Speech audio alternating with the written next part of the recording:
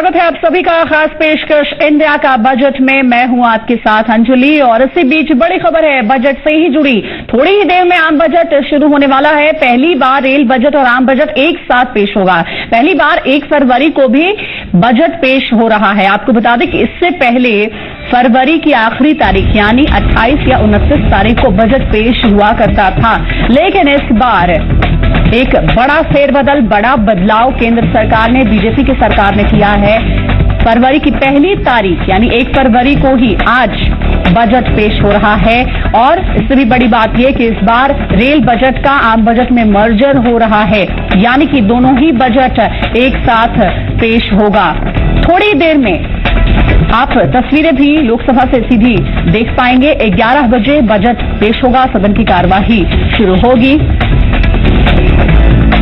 और ये फिलहाल उसके पहले की तस्वीरें हैं जब वित्त मंत्री अरुण जेटली अपने ब्रीफकेस के साथ, एक परंपरा है कि जब आप बजट पेश करने जाते हैं तो ये एक ब्रीफकेस आपको हाथ में लेकर जाना होता है। और ये जो तमाम तस्वीरें आप देख रहे हैं, दरअसल वो दस्तावेज हैं, जरूरी दस्तावेज है जिनमें बजट इस साल का कैसा होगा इससे जुड़ी जानकारियां हैं। कड़ी सुरक्षा के बीच ये सभी बोरियां जो दस्तावेजों से भरी हुई हैं पहुंचती हैं संसद में। थोड़ी देर में, बस कुछ ही मिनट रह गए बल्कि कहे तो हम, जब आप लोकसभा से सीधी तस्वीरें, सीधा प्रसारण थोड़ी ही देर में देखेंगे और फिर पूरी देश की जनता ये जान जाएगी कि अच्छे दिन आए हैं या नहीं। आरजेडी नेता प्रेम गुप्ता का क्या कहना है, सुनाते हैं आपको। सारी जितनी भी एक्टिविटीज हैं ये सब रुकी हुई है। ठीक है, अहमद साहब हमारे मित्र थे और बहुत बड़े नेक इंसान थे, बड़े नेता। और देखिए सीधी तस्वीरें लोकसभा से, स्पीकर सुमित्रा महाजन अपनी जगह ले रही हैं और अब सदन की कार्यवाही शुरू होगी सुचारू रूप से। और फिर बजट जिसका आप सबको इंतजार पेश होगा, वित्त मंत्री अरुण जेटली करेंगे थोड़ी देर में देश का आम budget. I have to inform the House about the sad demise of our colleague Sri E. Ahmed. Sri E. Ahmed was a sitting member representing the Mallapuram parliamentary constituency of Kerala. He was also a member of 10th to 15th Lok Sabha. Sri Ahmed was Union Minister of State for External Affairs, Railways and Human Resource Development. Earlier, Sri Ahmed was a member of the Kerala Legislative Assembly for 5 terms from 1967 to 91 and served as Minister for Industry in the government of Kerala. Sri Ahmed was Chairman Committee on Absence of Members from the sittings of the House, Chairman Committee on Government Assurance and Chairman Joint Committee on Food Management in Parliament House Complex. He was also a member of various parliamentary committees during his long and illustrious parliamentary career. A widely travelled person, Sri Ahmed, leader of Indian delegations to various countries. Sri Ahmed passed away on 1st February 2017 in New Delhi at the age of 79. We deeply mourn the loss of our colleague, and I am sure the House will join me in conveying our condolences to the bereaved family. The House may now stand in silence for a short while as a mark of respect to the memory of the departed.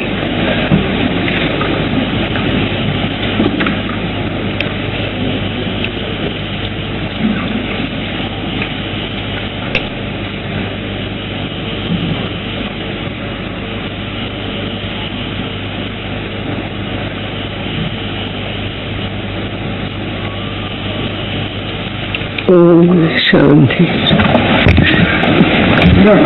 Honorable members, 1 minute. 1 minute, please. I know. अब first let me declare something, then आप बोल सकते हैं, मैं नहीं मना कर दूंगी. Honorable members, please. दूसरा भी नहीं, वो नहीं कर रही हूँ मैं. जो बोल रहे आपके मन में बात है वही I will also. मैं भी आपकी आप में या Honorable members, yes. आज मैं Please. Honorable members, as you are aware that in the event of death of a sitting member, the House is adjourned for the day as a mark of respect after obituary reference to the passing away of the member is made in the House.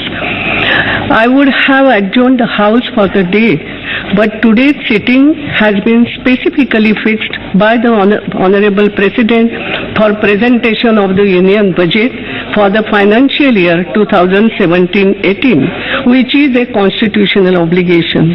In view of this exceptional situation, the House may go ahead with the President's presentation of the Union Budget for 2017-18. However, the House would not sit tomorrow as a mark of respect to the deceased person. So now, Honorable Finance Minister,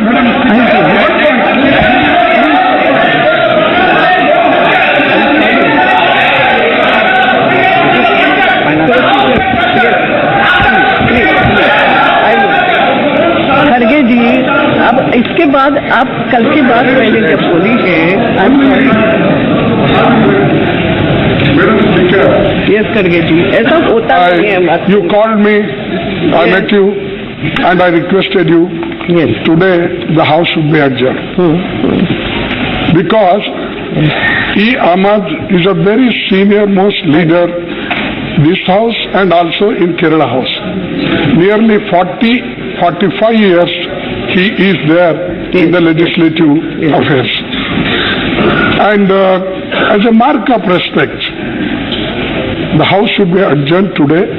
Budget can be presented tomorrow because why I am telling you, E. Ahmad was on his duty.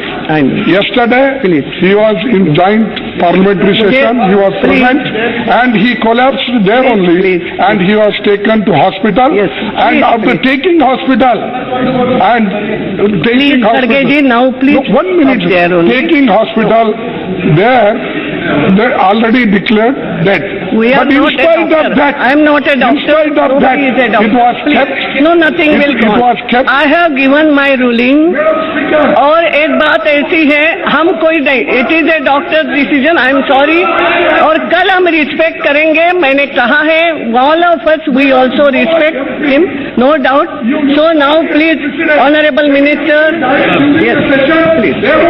Please cooperate with me, please cooperate, सभी को से बात, I am sorry.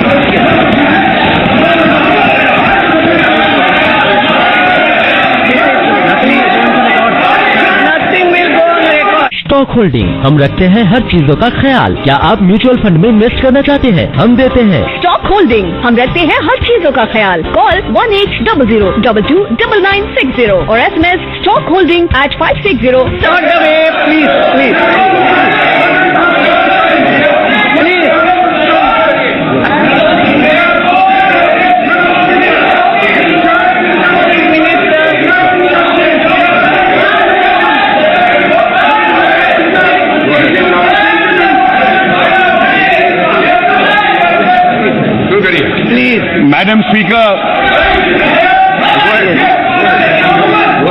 Madam Speaker, on this auspicious day of Vasant Panchami, I rise to present a budget for 2017-18. Spring is a season of optimism. I extend my warm greetings to everybody on this occasion. Madam Speaker, our government was elected amidst huge expectations of the people. The underlying theme of countless expectations was good governance. The expectation included burning issues like inflation and price rise, corruption in day-to-day transaction, and crony capitalism. There was also an expectation from a major change in the way the country's natural resources were allocated, processed, and deployed. In the last 2.5 years, it has been our mission to bring a transformative shift in the way our country is governed. We have moved, madam, from a discretionary-based administration to a policy and system-based administration. From favoritism to transparency and objectivity in decision-making. From blanket and loose entitlements to targeted delivery, and from an informal to a formal economy. Inflation, which was in double digit, has been controlled. Sluggish growth has been replaced by high growth, and a massive war against black money has been launched. We have worked tirelessly on all these fronts and feel encouraged by the unstinted support to the people by our initiatives. The government is now seen as a trusted custodian of public money. I take this opportunity to express our gratitude to the people of India for their strong support. We shall continue to undertake many more measures to ensure that the fruits of growth reach the farmers, the workers, the poor, the scheduled caste and the scheduled tribes, women and other vulnerable sections of our society. Our focus will be on energizing our youth to reap the benefits of growth and employment. Madam Speaker, I am presenting this budget when the world economy faces considerable uncertainty in the aftermath of the major economic and political developments during the last 1 year. Nevertheless, the International Monetary Fund estimates that the world GDP will grow by 3.1% in 2016 and उन्नत अर्थव्यवस्था वाले देशों में विकास की दर 1.6% से 1.9% के बीच और उभरती हुई अर्थव्यवस्था वाले देशों में 4.1% से 4.5% के बीच होने की आशा है। मौजूदा संकेतकों के अनुसार कुछ बड़ी अर्थव्यवस्था वाले देशों में वृहत आर्थिक नीति के अधिक विस्तृत रूप में होने की आशा है। वर्ष 2016 में तुलनात्मक रूप से निम्न प्रदर्शन के बाद अनेक उभरती हुई अर्थव्यवस्था वाले देशों में विकास की गति के वर्ष 2017 में फिर से पटरी पर आ जाने की आशा है। ये सारी बातें आगामी वर्ष के लिए भरपूर संभावनाएं प्रस्तुत करने वाले सकारात्मक संकेत हैं।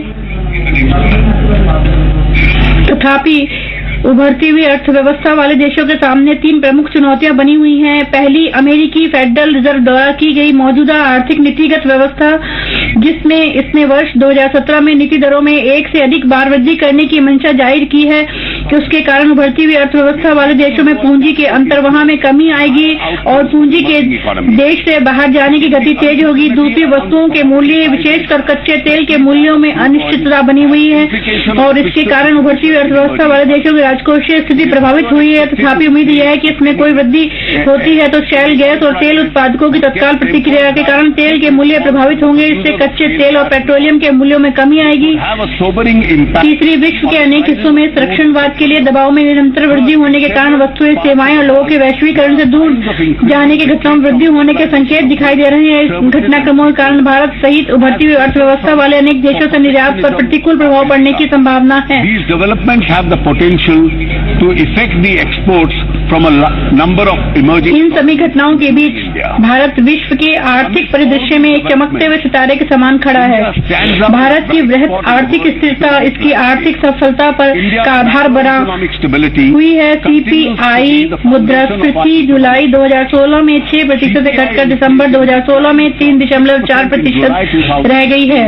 इसके भारतीय रिजर्व बैंक के द्वारा अधिदेशित 2% से 6% की रेंज के भीतर बने रहने की आशा है। अनुकूल मूल्य स्थितियां विवेक सम्मत वृहत आर्थिक प्रबंधन को दर्शाती है, जिसके परिणाम स्वरूप कृषि उत्पादन, विशेषकर दालों के उत्पादन में तेजी आई है। भारत का चालू घाटा पिछले वर्ष के सकल घरेलू उत्पाद के लगभग 1% से घटकर वर्ष 2016-17 के पूर्वार्ध में सकल घरेलू उत्पाद का 3.3% रह गया है। प्रत्यक्ष विदेशी निवेश पिछले वर्ष की पहली छमाही के 1.7 करोड़ से बढ़कर 2016 के पूर्वार्ध में 1,45,000 करोड़ हो गया है। इसमें वैश्विक स्तर पर प्रत्यक्ष विदेशी निवेश के अंतर्वहां में 5% की कमी आने के बावजूद हमारे देश में 36% की वृद्धि दिखाई देती है। 20 जनवरी 2017 की स्थिति के अनुसार हमारा विदेशी मुद्रा भंडार 361 बिलियन अमेरिकी डॉलर हो गया है, जो लगभग 12 महीने तक आयात के लिए एक आसान कवर निरूपित करता है। सरकार अर्थव्यवस्था की सार्वजनिक निवेश संबंधी जरूरतों से समझौता किए बिना राजकोषीय समेकन के पथ पर निरंतर आगे बढ़ रही है। विदेशी मोर्चे पर भारतीय अर्थव्यवस्था ने FCNR जमा राशियों की निकासी, अमरीकी चुनावों के कारण बनी अस्थिरता की स्थिति और फेडरल रिजर्व द्वारा ब्याज दरों में वृद्धि किए जाने सहित अनेक आघातों को सफलतापूर्वक सहन किया है।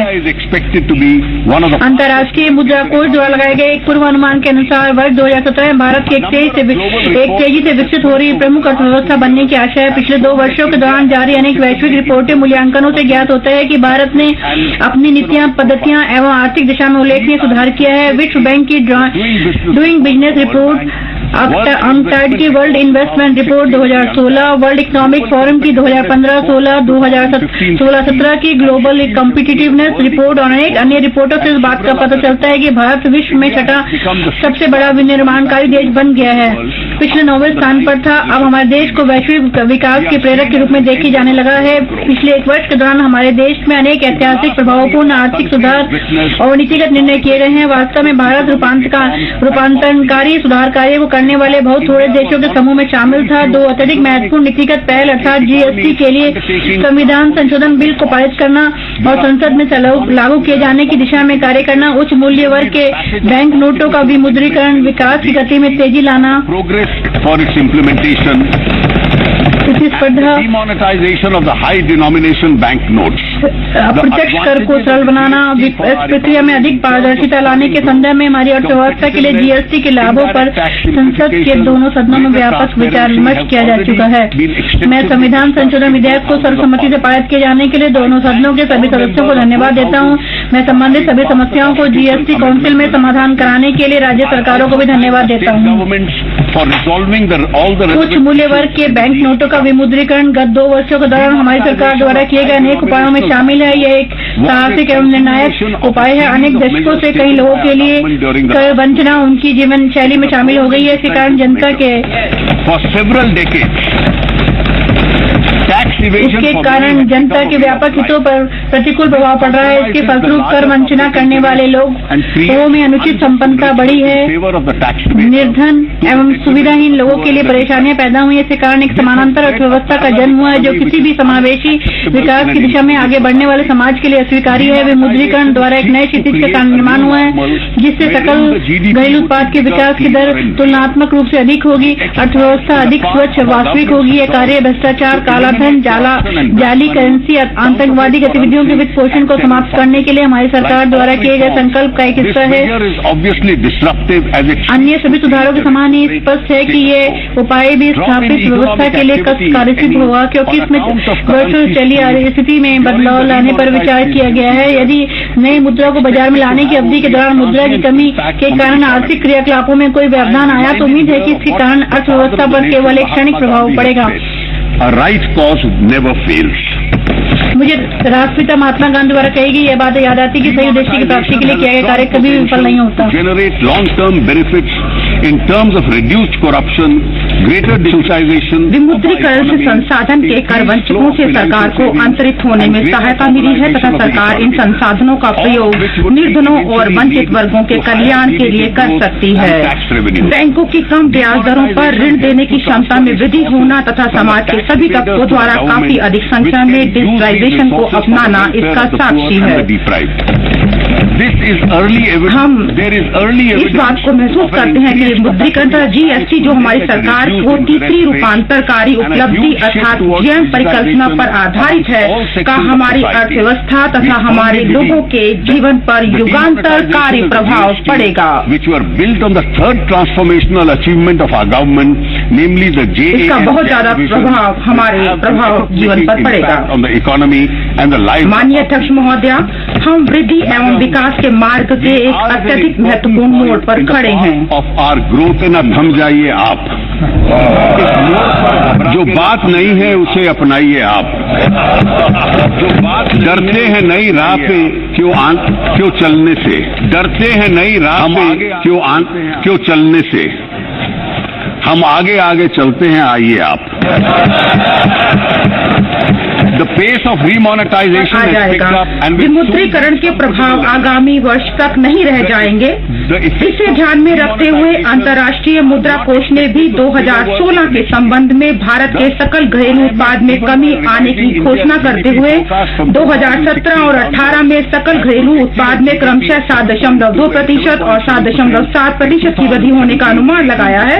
तथापि विश्व बैंक इस संबंध में अधिक आशावादी है और उसने भारत के सकल घरेलू उत्पाद की विकास दर 2016-17 में 7%, वर्ष 17-18 में 7.6 और 18-19 में 7.8% रहने का अनुमान लगाया है। हमारी अर्थव्यवस्था में यह वृद्धि हमारी नीतिगत और आर्थिक सुधारों को जारी रखने के संबंध में हमारी प्रतिबद्धता, अवसंरचना सुविधाओं तथा विकास परियोजनाओं में सार्वजनिक निवेश में वृद्धि तथा विश्व अर्थव्यवस्था में तेजी से आने के संदर्भ में निर्यात में वृद्धि के आधार पर अनुमानित की गई है। विमुद्रीकरण के कारण हमारी बैंकिंग व्यवस्था में काफी अधिक नकदी जमा हो गई है, जिससे इन बैंकों द्वारा उधार पर ब्याज में कमी आएगी। माननीय प्रधानमंत्री द्वारा 31 दिसंबर 2016 को दिए गए भाषण में इस चरण पर हमारी अर्थव्यवस्था से संबंधित अनेक महत्वपूर्ण मुद्दों पर बात की गई थी, जैसे कि निर्धनों के लिए आवास, किसानों को राहत, सूक्ष्म, लघु एवं मध्यम उद्यमियों को ऋण सहायता, डिजिटल लेन देन को प्रोत्साहन देना, गर्भवती महिलाओं तथा वरिष्ठ नागरिकों को सहायता प्रदान करना एवं मुद्रा योजना के तहत दलितों, जनजातीय समुदायों के लोगों और पिछड़े वर्ग के लोगों को प्राथमिकता देना। इस बजट को तैयार करते समय मेरा समग्र विचार ग्रामीण क्षेत्रों, अवसंरचना तथा गरीबी उन्मूलन के क्षेत्र में अधिक व्यय करने तथा ऐसा करते हुए राजकोषीय विवेक के सर्वोत्तम मानकों को बनाए रखना रहा है। मैंने आर्थिक सुधारों को जारी रखने, अधिक मात्रा में निवेश को बढ़ावा देने और विकास की गति को त्वरित करने की आवश्यकता को भी ध्यान में रखा है। पिछला एक वर्ष अन्य प्रमुख सुधारों का साक्षी रहा है, जैसे कि शोधन, अक्षमता एवं दिवालियापन संहिता का अधिनियमन, मुद्रास्फीति संबंधी लक्ष्य निर्धारण के लिए भारतीय रिजर्व बैंक अधिनियम में संशोधन, वित्तीय सब्सिडी तथा लाभ के संवितरण हेतु आधार विधेयक का अधिनियमन, FDI नीति में उल्लेखनीय सुधार, वस्त्र सेक्टर के लिए रोजगार सृजन संबंधी पैकेज, ऐसे अन्य उपाय। हम निर्धनों तथा सुविधाहीन वर्गों के लाभ के लिए आर्थिक सुधार की प्रक्रिया जारी रखेंगे। माननीय अध्यक्ष महोदय, वर्ष 2017-18 के बजट में 3 प्रमुख सुधारों का उल्लेख किया जा रहा है। पहला है, बजट प्रस्तुत करने की तिथि को अग्रिम करके इसे 1 फरवरी को प्रस्तुत किया गया है, ताकि संसद लेखा अनुदान को पारित करने की प्रक्रिया से बच सके तथा मौजूदा वित्त वर्ष समाप्त होने से पूर्व ही वित्त वर्ष 17-18 के लिए एक विनियोग विधेयक पारित कर दें। इससे मंत्रालय तथा विभाग आगामी वित्त वर्ष के आरंभ से होने वाली योजनाओं सहित सभी योजनाओं तथा परियोजनाओं पर कार्य कर सकेंगे। वे मानसून शुरू होने से पहले उपलब्ध काम के समय का पूरी तरह उपयोग कर सकेंगे। दूसरा, रेल बजट का आम बजट के साथ विलय करना एक ऐतिहासिक कदम है। हमने 1924 से चली आ रही इस औपनिवेशिक प्रथा को बंद कर दिया है। इस निर्णय से रेलवे सरकार की राजकोषीय नीति के केंद्र में आ जाएगा और इससे रेलवे, राजमार्गों तथा अंतर्देशीय जल मार्गों के बीच मल्टी मॉडल परिवहन आयोजना तैयार की जाएगी। तथापि रेलवे की कार्यात्मक स्वायत्ता बनाई रखी जाएगी। तीसरा, हमने व्यय की आयोजना एवं योजना भिन्न भिन्न वर्गीकरण को समाप्त कर दिया है। इससे हमें विभिन्न क्षेत्रकों तथा मंत्रालयों के लिए आवंटन के समग्र दृष्टि अपनाने में सहायता प्राप्त होगी। इससे संसाधनों के इष्टतम आवंटन को बढ़ावा मिलेगा। माननीय अध्यक्ष महोदय, हम यह जानते हैं कि हमें अपने लोगों के लिए काफी कुछ करने की आवश्यकता है। जनता की आशाओं को पूरा करने के लिए, कार्यों को पूरा करने के लिए अगले वर्ष के लिए हमारा एजेंडा TEC इंडिया अर्थात transform energise and clean India रहेगा। TEC इंडिया कार्यक्रम में निम्नलिखित चीजें शामिल होगी: प्रशासन की गुणवत्ता तथा हमारी जनता के जीवन की गुणवत्ता में आमूल परिवर्तन करना, समाज के विभिन्न तबकों विशेषकर युवाओं एवं कमजोर तबकों में शक्ति का संचार करना और उनके वास्तविक क्षमता को पहचानने में समर्थ बनाना। मैं इस व्यापक एजेंडा को आगे बढ़ाने के लिए अपने बजट प्रस्तावों को 10 विशिष्ट स्तंभों के अंतर्गत रखने का प्रस्ताव करता हूं, जो इस प्रकार है। पहला, किसान। हम किसानों की आय को अगले 5 वर्षों में दोगुना करने के लिए प्रतिबद्ध हैं। दूसरा, ग्रामीण आबादी, रोजगार तथा बुनियादी अवसंरचना उपलब्ध कराना। तीसरा, युवा, इन्हें शिक्षा, कौशल एवं रोजगार संबंधी चीजें मुहैया उपलब्ध कराना, इनसे शक्ति का संचार करना। चौथा, गरीब तथा विशेष सुविधाओं से वंचित वर्ग, सामाजिक सुरक्षा, स्वास्थ्य सुरक्षा प्रणाली तथा वहनीय आवास सुविधाओं को दृढ़ करना। अवसंरचना, दक्षता, उत्पादक तथा जीवन स्तर में सुधार लाने के लिए। छठा, वित्तीय क्षेत्र, सुदृढ़ संस्थाओं के माध्यम से विकास एवं स्थायित्व को बढ़ावा देना। सातवां, डिजिटल अर्थव्यवस्था, गति, उत्तरदायित्व एवं पारदर्शिता के लिए। आठवां, सार्वजनिक सेवा, जनता की भागीदारी के लिए प्रभावी शासन एवं दक्ष सेवा सुपुर्दगी की व्यवस्था करना। नौवां, विवेकपूर्ण राजकोषीय प्रबंधन, संसाधनों का इष्टतम प्रयोग सुनिश्चित करना तथा राजकोषीय स्थायित्व को बनाए रखना। 10वां, कर प्रशासन, ईमानदार व्यक्तियों को सम्मान देना। Honouring the honest. किसान, भारतीय किसान ने एक बार फिर से इस वर्ष अपनी प्रतिबद्धता तथा समुत्थान शक्ति का प्रदर्शन किया है। Resilience in the current year. पिछले वर्ष की तुलना में खरीफ और रबी फसलों के अंतर्गत कुल बुआई क्षेत्रों में वृद्धि हुई है। मानसून की स्थिति अपेक्षाकृत बेहतर रहने से कृषि क्षेत्र में चालू वर्ष के दौरान 4.1% की वृद्धि होने की आशा है। पिछले वर्ष के बजट में भाषण में मैंने 5 वर्षों में किसानों की आय को दुगना करने के लिए किसानों को आय सुरक्षा पर ध्यान केंद्रित किया था। मैंने इस संबंध में अनेक उपायों की भी घोषणा की थी। हमें और उपाय करने होंगे तथा किसानों को उनके उत्पादन एवं उत्पादकता में वृद्धि करने और फसल प्राप्ति के उपरांत आने वाली चुनौतियों का सामना करने के लिए समर्थ बनाना होगा। अच्छी फसल के लिए किसानों को समय से पर्याप्त ऋण उपलब्ध कराना चाहिए। वर्ष 2017-18 के लिए कृषि ऋण हेतु लक्ष्य 10 लाख करोड़ के रिकॉर्ड स्तर पर निर्धारित किया गया है। At a record level of 10 lakh crore किसानों को क्रेडिट के रूप में उसका प्रावधान किया गया है। वी विल हम अल्पसेवित क्षेत्रों, पूर्वी राज्यों तथा जम्मू व कश्मीर राज्यों में रहने वाले किसानों के लिए पर्याप्त ऋण की व्यवस्था सुनिश्चित करने के लिए विशेष प्रयास करेंगे। किसानों को सहकारी ऋण ढांचे से लिए गए ऋण के संबंध में माननीय प्रधानमंत्री द्वारा घोषित 60 दिनों के ब्याज के भुगतान से छूट का लाभ भी प्राप्त होगा। लगभग 40% छोटे एवं सीमांत किसान सहकारी ढांचे से ऋण प्राप्त करते हैं। प्राथमिक कृषि ऋण सोसाइटियां ऋण वितरण के लिए अग्रसिरे के रूप में कार्य करती हैं। Agricultural societies at the end of the year हम जिला मध्यवर्ती सहकारी बैंकों की कोर बैंकिंग प्रणाली के साथ सभी 63,000 क्रियाशील प्राथमिक कृषि ऋण सोसाइटियों के कंप्यूटरीकरण तथा समेकन के लिए नाबार्ड को सहायता उपलब्ध कराएंगे। यह कार्य 1900 करोड़ रुपए की अनुमानित लागत पर 3 वर्ष के भीतर पूरा कर लिया जाएगा, जिसके लिए राज्य सरकारों द्वारा वित्तीय प्रतिभागिता की जाएगी। इससे लघु एवं सीमांत किसानों को ऋण का निर्बाध प्रवाह सुनिश्चित होगा। बुआई करते समय किसानों के मन में प्राकृतिक आपदाओं के प्रति सुरक्षा का भाव होना चाहिए। हमारी सरकार द्वारा शुरू की गई फसल बीमा योजना जो इस दिशा में उठाया गया एक प्रमुख कदम है। इस योजना का विस्तार क्षेत्र 2016-17 में फसल क्षेत्र के 30% से बढ़ाकर 17-18 में 40% और 18-19 में 50% हो जाएगा। 2017-18 बजट अनुमान 16-17 में इस योजना के लिए 5,500 करोड़ का बजट प्रावधान किया गया है, जिसे बकाया दावे का निपटान करने के लिए 16-17 के संशोधित अनुमान से बढ़ाकर 13,240 करोड़ कर दिया गया था। वर्ष 17-18 के लिए मैंने इस मद के लिए 9,000 करोड़ की राशि का प्रावधान किया है। इस योजना के अंतर्गत बीमा रहित राशि 2015 के खरीफ मौसम में 59,000 करोड़ रुपए थी, जो दोगुने से अधिक होकर 16 के खरीफ मौसम में 1,41,625 करोड़ हो गई है।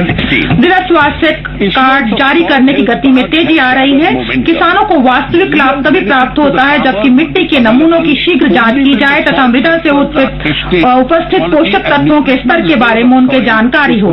इसलिए सरकार कृषि विज्ञान केंद्रों में नई लघु प्रयोगशालाओं को स्थापित करेगी तथा देश के सभी 648 कृषि विज्ञान केंद्रों का 100% कवरेज सुनिश्चित करेंगी। योग्य स्थानीय उद्यमियों द्वारा 1,000 लघु प्रयोगशालाएं स्थापित की जाएंगी। नाबार्ड में एक दीर्घकालिक सिंचाई कोष स्थापित किया जा चुका है। माननीय प्रधानमंत्री जी ने इसकी स्थायी निधि में 20,000 करोड़ रुपए की अतिरिक्त राशि शामिल करने की घोषणा की है। इस कोष में कुल निधि बढ़कर 40,000 करोड़ हो जाएगी। बूंद अधिक फसल लक्ष्य को प्राप्त करने के लिए नाबार्ड में एक समर्पित सूक्ष्म सिंचाई कोष स्थापित किया गया है। इस कोष की आरंभिक निधि 5,000 करोड़ होगी। फसल कटाई के बाद के चरण के लिए हम किसानों को बाजार में अपनी उपज की बेहतर कीमतें प्राप्त करने के समर्थ बनाने के लिए कदम उठाएंगे। राष्ट्रीय कृषि बाजार ई नाम दायरे का मौजूदा 250 बाजारों में 585 APMC तक विस्तार किया जाएगा। स्वच्छता ग्रेडिंग और पैकेजिंग सुविधाओं की कृषि बाजार ई नाम दायरे का मौजूदा 250 बाजारों में 585 APMC तक विस्तार किया जाएगा। स्वच्छता ग्रेडिंग और पैकेजिंग सुविधाओं की स्थापना के लिए प्रत्येक ई नाम बाजार को 75 लाख की अधिकतम सीमा तक सहायता प्रदान की जाएगी। इससे किसानों को अपनी उपज का अधिक मूल्य मिल सकेगा। बाजार सुधार का कार्य शुरू किया जाएगा और राज्यों में APMC से खराब होने वाली वस्तुओं को विमुक्त करने का अनुरोध किया जाएगा। इससे किसानों को अपनी उपज का बेहतर कीमतों पर बेचने का अवसर मिलेगा। हमारा उन किसानों को एकीकृत करने का भी प्रस्ताव है जो बेहतर मूल्य प्राप्त करने और फसल कटाई के पश्चात हानियों को कम करने के लिए कृषि प्रसंस्करण इकाइयों के साथ फल और सब्जियां उगाते हैं। इसलिए संविदा खेती के संबंध में एक मॉडल कानून तैयार किया जाएगा और इसे अपनाने के लिए राज्यों को भेजा जाएगा। डेयरी किसानों के लिए अतिरिक्त आमदनी का महत्वपूर्ण जरिया है। दुग्ध प्रसंस्करण सुविधा और अन्य सुविधाओं की उपलब्धता से किसान मूल्य वृद्धि के जरिए लाभान्वित होंगे। ऑपरेशन फ्लड कार्यक्रम के तहत स्थापित दुग्ध प्रसंस्करण इकाइयों की एक बड़ी संख्या पुरानी और अव्यवहारिक हो गई है। 3 वर्षों में 8,000 करोड़ की संचित निधि से नाबार्ड में एक दुग्ध प्रसंस्करण एवं अवसंरचना की स्थापना की जाएगी। आरंभ में इस निधि की शुरुआत 2,000 करोड़ की संचित निधि से की जाएगी। ग्रामीण आबादी, अब मैं उस ग्रामीण क्षेत्र पर आता हूँ जो महात्मा गांधी जी के हृदय के अत्यधिक करीब था। यदि हम केंद्रीय बजट, राज्य के बजटों, स्वयं सहायता समूह के लिए बैंक संबद्धता आदि से ग्रामीण गरीबों के उद्देश्य संचालित सभी कार्यक्रमों को जोड़ दे तो ग्रामीण क्षेत्रों में हर वर्ष 3 लाख करोड़ से अधिक की राशि प्राप्त होगी।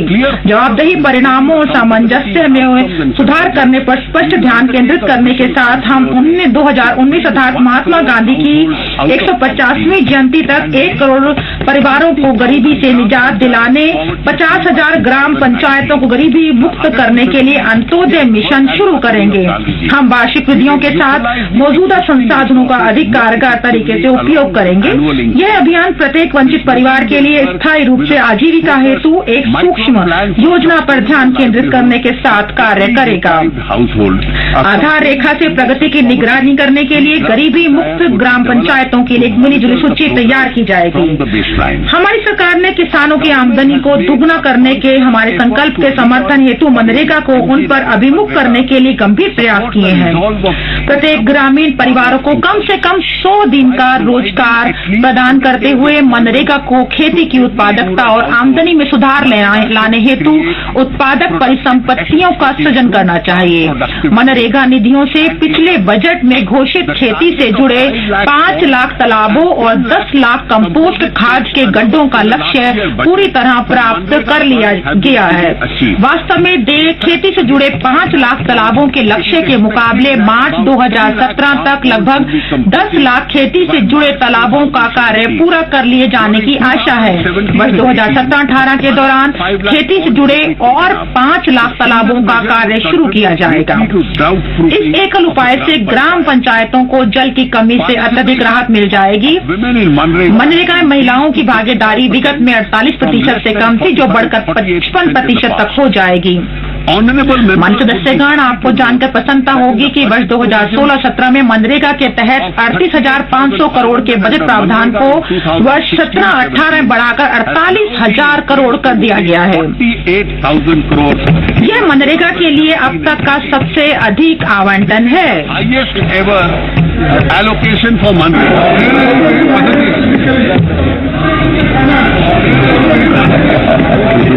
पहले 40,000 अलॉट होता था और 29,000 खर्च होता था। अब 38,500 पिछली बार अलॉट हुआ, 47,000 खर्च हुआ और आने वाले साल में 48,000 होगा।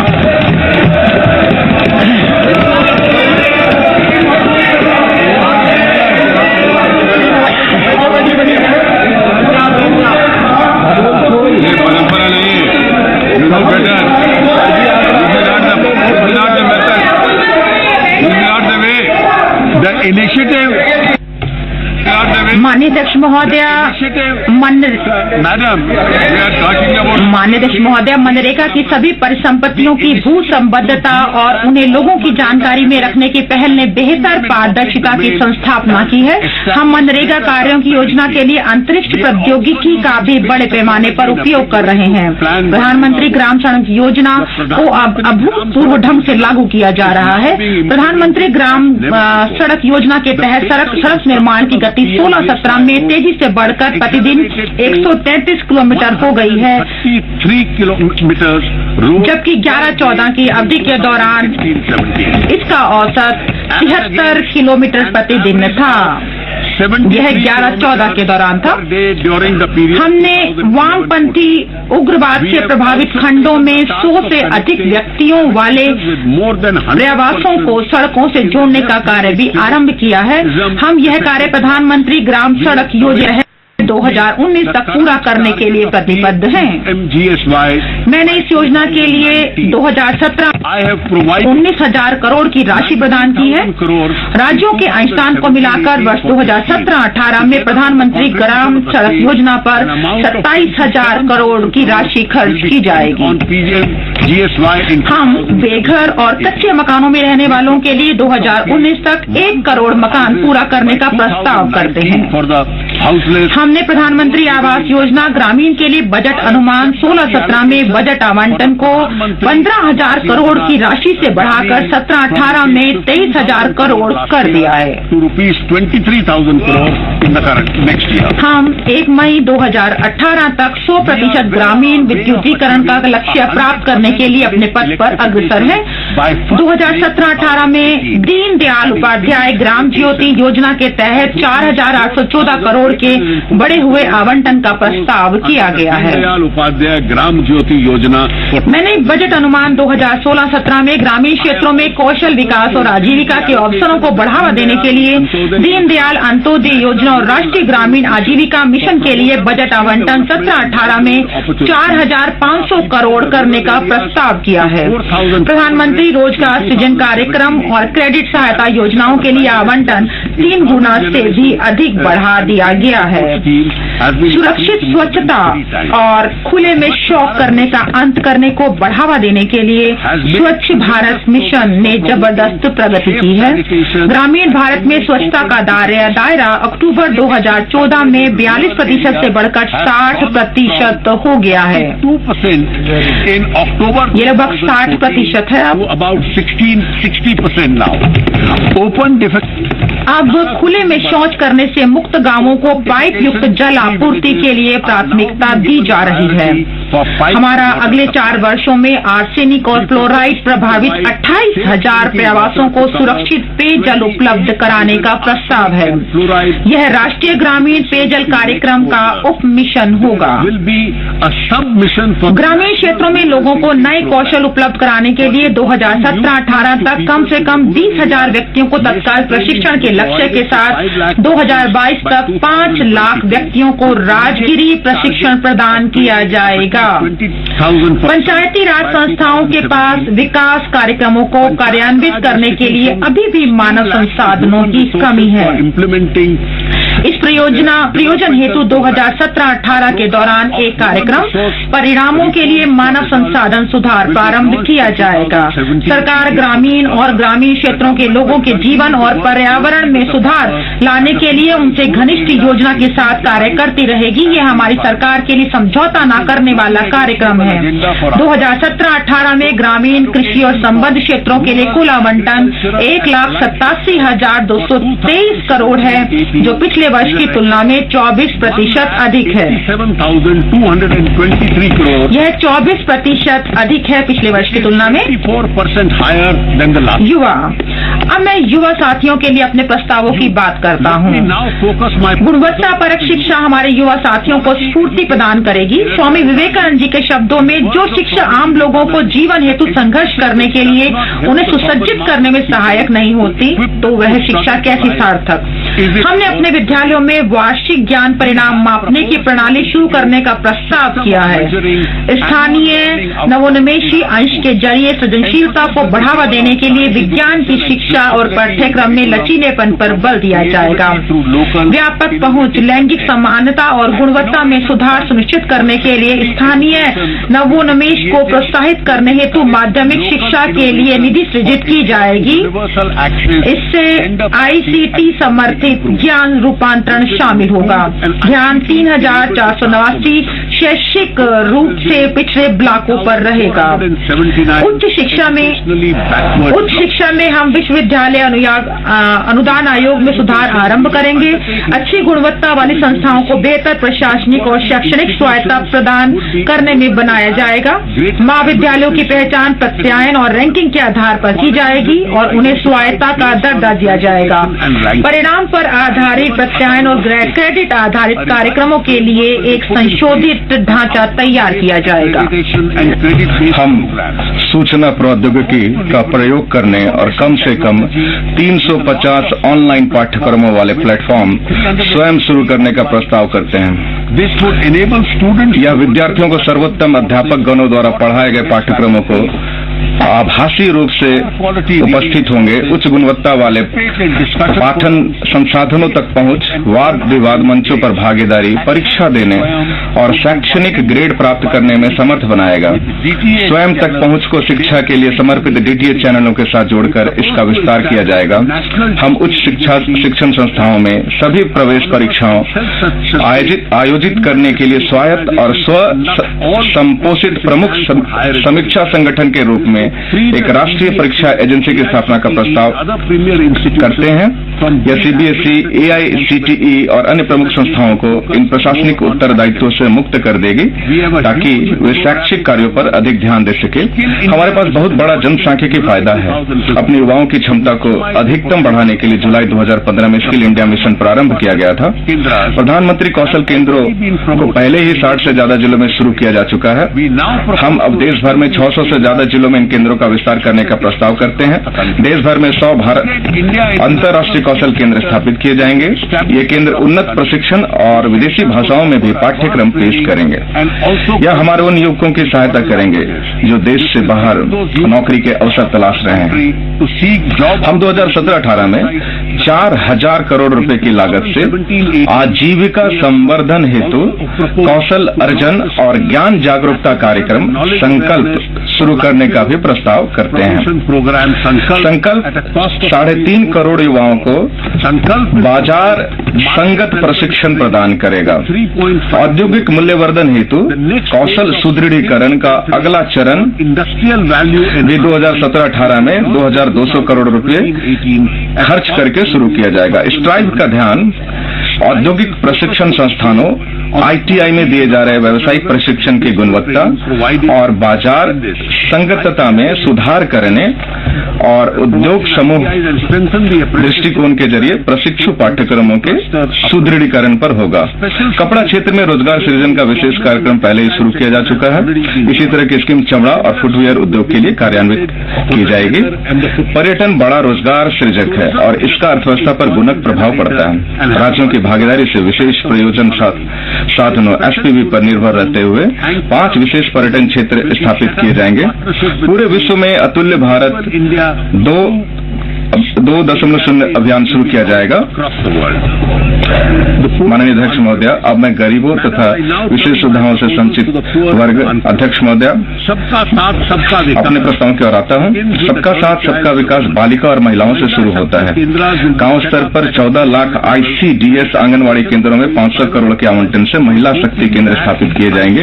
यह ग्रामीण महिलाओं के सशक्तिकरण हेतु कौशल विकास, रोजगार, डिजिटल साक्षरता, स्वास्थ्य और पोषाहार के अवसरों के लिए वन स्टॉप सामूहिक सेवाएं, सहायता सेवाएं प्रदान करेगा। माननीय प्रधानमंत्री द्वारा 31 दिसंबर 2016 को गर्भवती महिलाओं को वित्तीय सहायता की राष्ट्रव्यापी स्कीम की घोषणा पहले ही की जा चुकी है। इस स्कीम के अंतर्गत उस गर्भवती महिला के बैंक खाते में सीधे 6,000 रुपए अंतरित कर दिए जाएंगे जो किसी चिकित्सा संस्था में बच्चे को जन्म देगी और अपने बच्चों का टीकाकरण कराएगी। मैंने सभी मंत्रालयों के विभिन्न योजनाओं के अंतर्गत महिला और बाल विकास के लिए आवंटन बजट अनुमान 2016-17 में 1,56,528 करोड़ रुपए से बढ़ाकर बजट अनुमान 2017-18 में 1,84,632 करोड़ कर दिया है। 1,84,632 करोड़। हम सस्ते आवासों में अधिक निवेश सुसाध्य बनाने का प्रस्ताव करते हैं। Higher investment in affordable housing and affordable.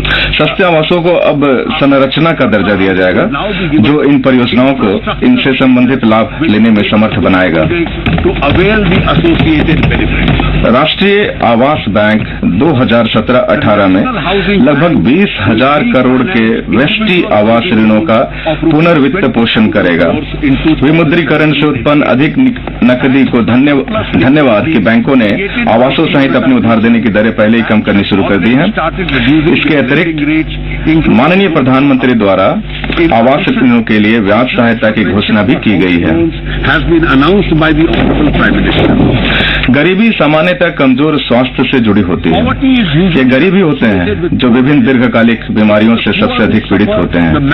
इसलिए सरकार ने 2017 तक कालाजार और फिलियारियासिस 2018 तक कोढ़ और 2020 तक खसरा समाप्त करने की कार्ययोजना तैयार की है।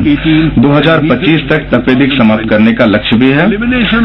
इसी तरह IMR 2014 में 39 से घटाकर 2019 तक 28 और MMR 2011-13 में 167 से घटाकर 2018-2020 तक 100 करने के लिए कार्ययोजना बनाई गई है।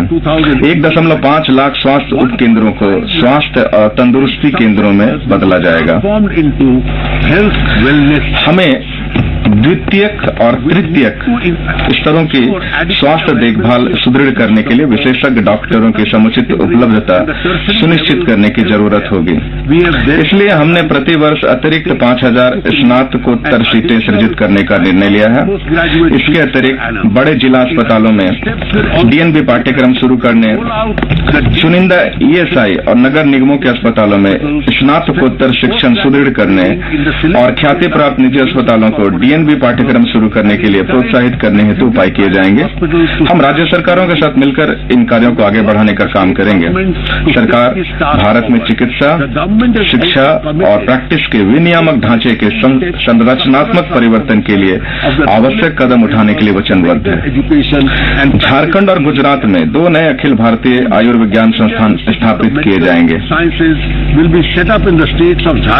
हम औषधियों की उपलब्धता किफायती कीमतों पर सुनिश्चित करने तथा जेनेरिक औषधियों को बढ़ावा देने के लिए औषध और सौंदर्य प्रसाधन नियमावली में संशोधन करने का प्रस्ताव करते हैं। चिकित्सा उपकरणों को विनियमित करने के लिए नई नियमावली भी तैयार की जाएगी। ये नियम अंतर्राष्ट्रीय नियमानुसार होंगे और इस क्षेत्र में निवेश आएगा। इससे इन उपकरणों की लागत कम होगी। हम एक श्रमानुकूल माहौल बनाना चाहते हैं जहां श्रमिक अधिकारों की रक्षा होगी और सौहार्दपूर्ण संबंधों से उत्पादकता में बढ़ोतरी होगी। मौजूदा श्रम कानूनों को सरल और युक्ति संगत बनाने और इन्हें वेतन, औद्योगिक संबंध, पहला है वेतन, दूसरा औद्योगिक संबंध, तीसरा है सामाजिक सुरक्षा और कल्याण, चौथा है सुरक्षा और कार्य स्थितियों पर 4 संहिताओं में सम्मिलित करने के लिए विधायी सुधार किए जाएंगे। आदर्श दुकान और स्थापना विधेयक 2016 पर विचार करने और इसे अपनाने के लिए सभी राज्यों को परिचालित किया गया है। इससे महिला रोजगार के अतिरिक्त रास्ते खुलेंगे। वेतन भुगतान अधिनियम में किया गया संशोधन श्रमिकों और ईज ऑफ डूइंग बिजनेस के लाभार्थ हमारी सरकार द्वारा की गई एक और पहल है। हमारी सरकार अनुसूचित जातियों, अनुसूचित जनजातियों और अल्पसंख्यकों के कल्याण की योजनाओं के क्रियान्वयन को विशेष महत्व दे रही है। अनुसूचित जातियों के कल्याण के लिए किया जाने वाला आवंटन बजट अनुमान 2016-17 में 38,833 करोड़ से बढ़ाकर 2017-18 में 52,393 करोड़ किया गया है, जो लगभग 35% की वृद्धि दर्शाता है। SC एलोकेशन का इस बजट में है। अनुसूचित जनजातियों नीतियों के लिए किया जाने वाला आवंटन बढ़ाकर 31,920 करोड़ किया गया है और अल्पसंख्यक मामलों का आवंटन 4,195 करोड़ किया गया है। सरकार नीति आयोग द्वारा इन क्षेत्रों में व्यय की परिणाम आधारित निगरानी की शुरुआत करेगी।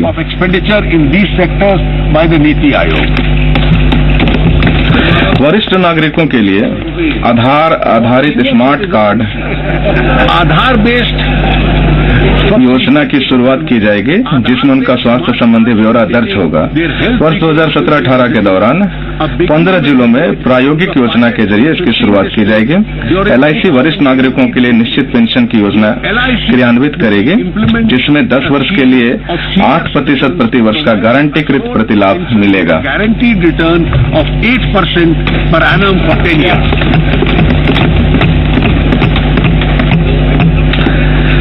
जो पांचवा घटक है वो अवसंरचना है। टेक इंडिया एजेंडा का पांचवा घटक अवसंरचना है। रेलवे, सड़कें और नदियां देश की जीवन रेखा है। यह मेरा सौभाग्य है कि मैं स्वतंत्र भारत का पहला संयुक्त बजट प्रस्तुत कर रहा हूं, जिसमें रेलवे भी शामिल है। अब हम ऐसी स्थिति में हैं कि हम निवेश को रेलवे, सड़कों, जलमार्गों और नागर विमानन में लगा सकते हैं। वर्ष 2017-18 के लिए रेलवे की कुल पूंजी और विकास संबंधी व्यय 1,31,000 करोड़ रखा गया है।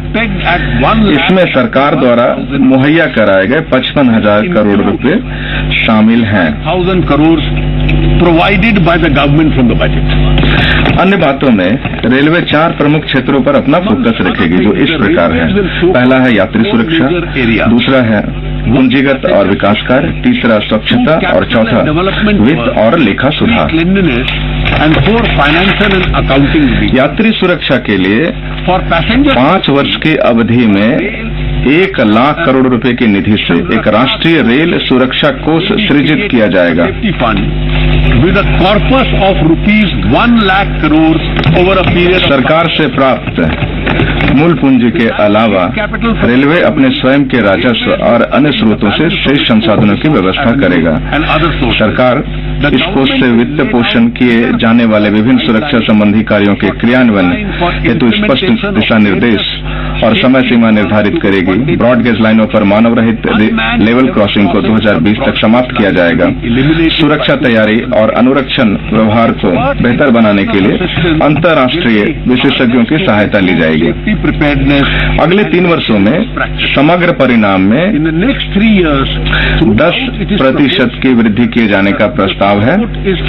इसे चिन्हित कॉरिडोरों के आधुनिकीकरण और उन्नयन के जरिए किया जाएगा।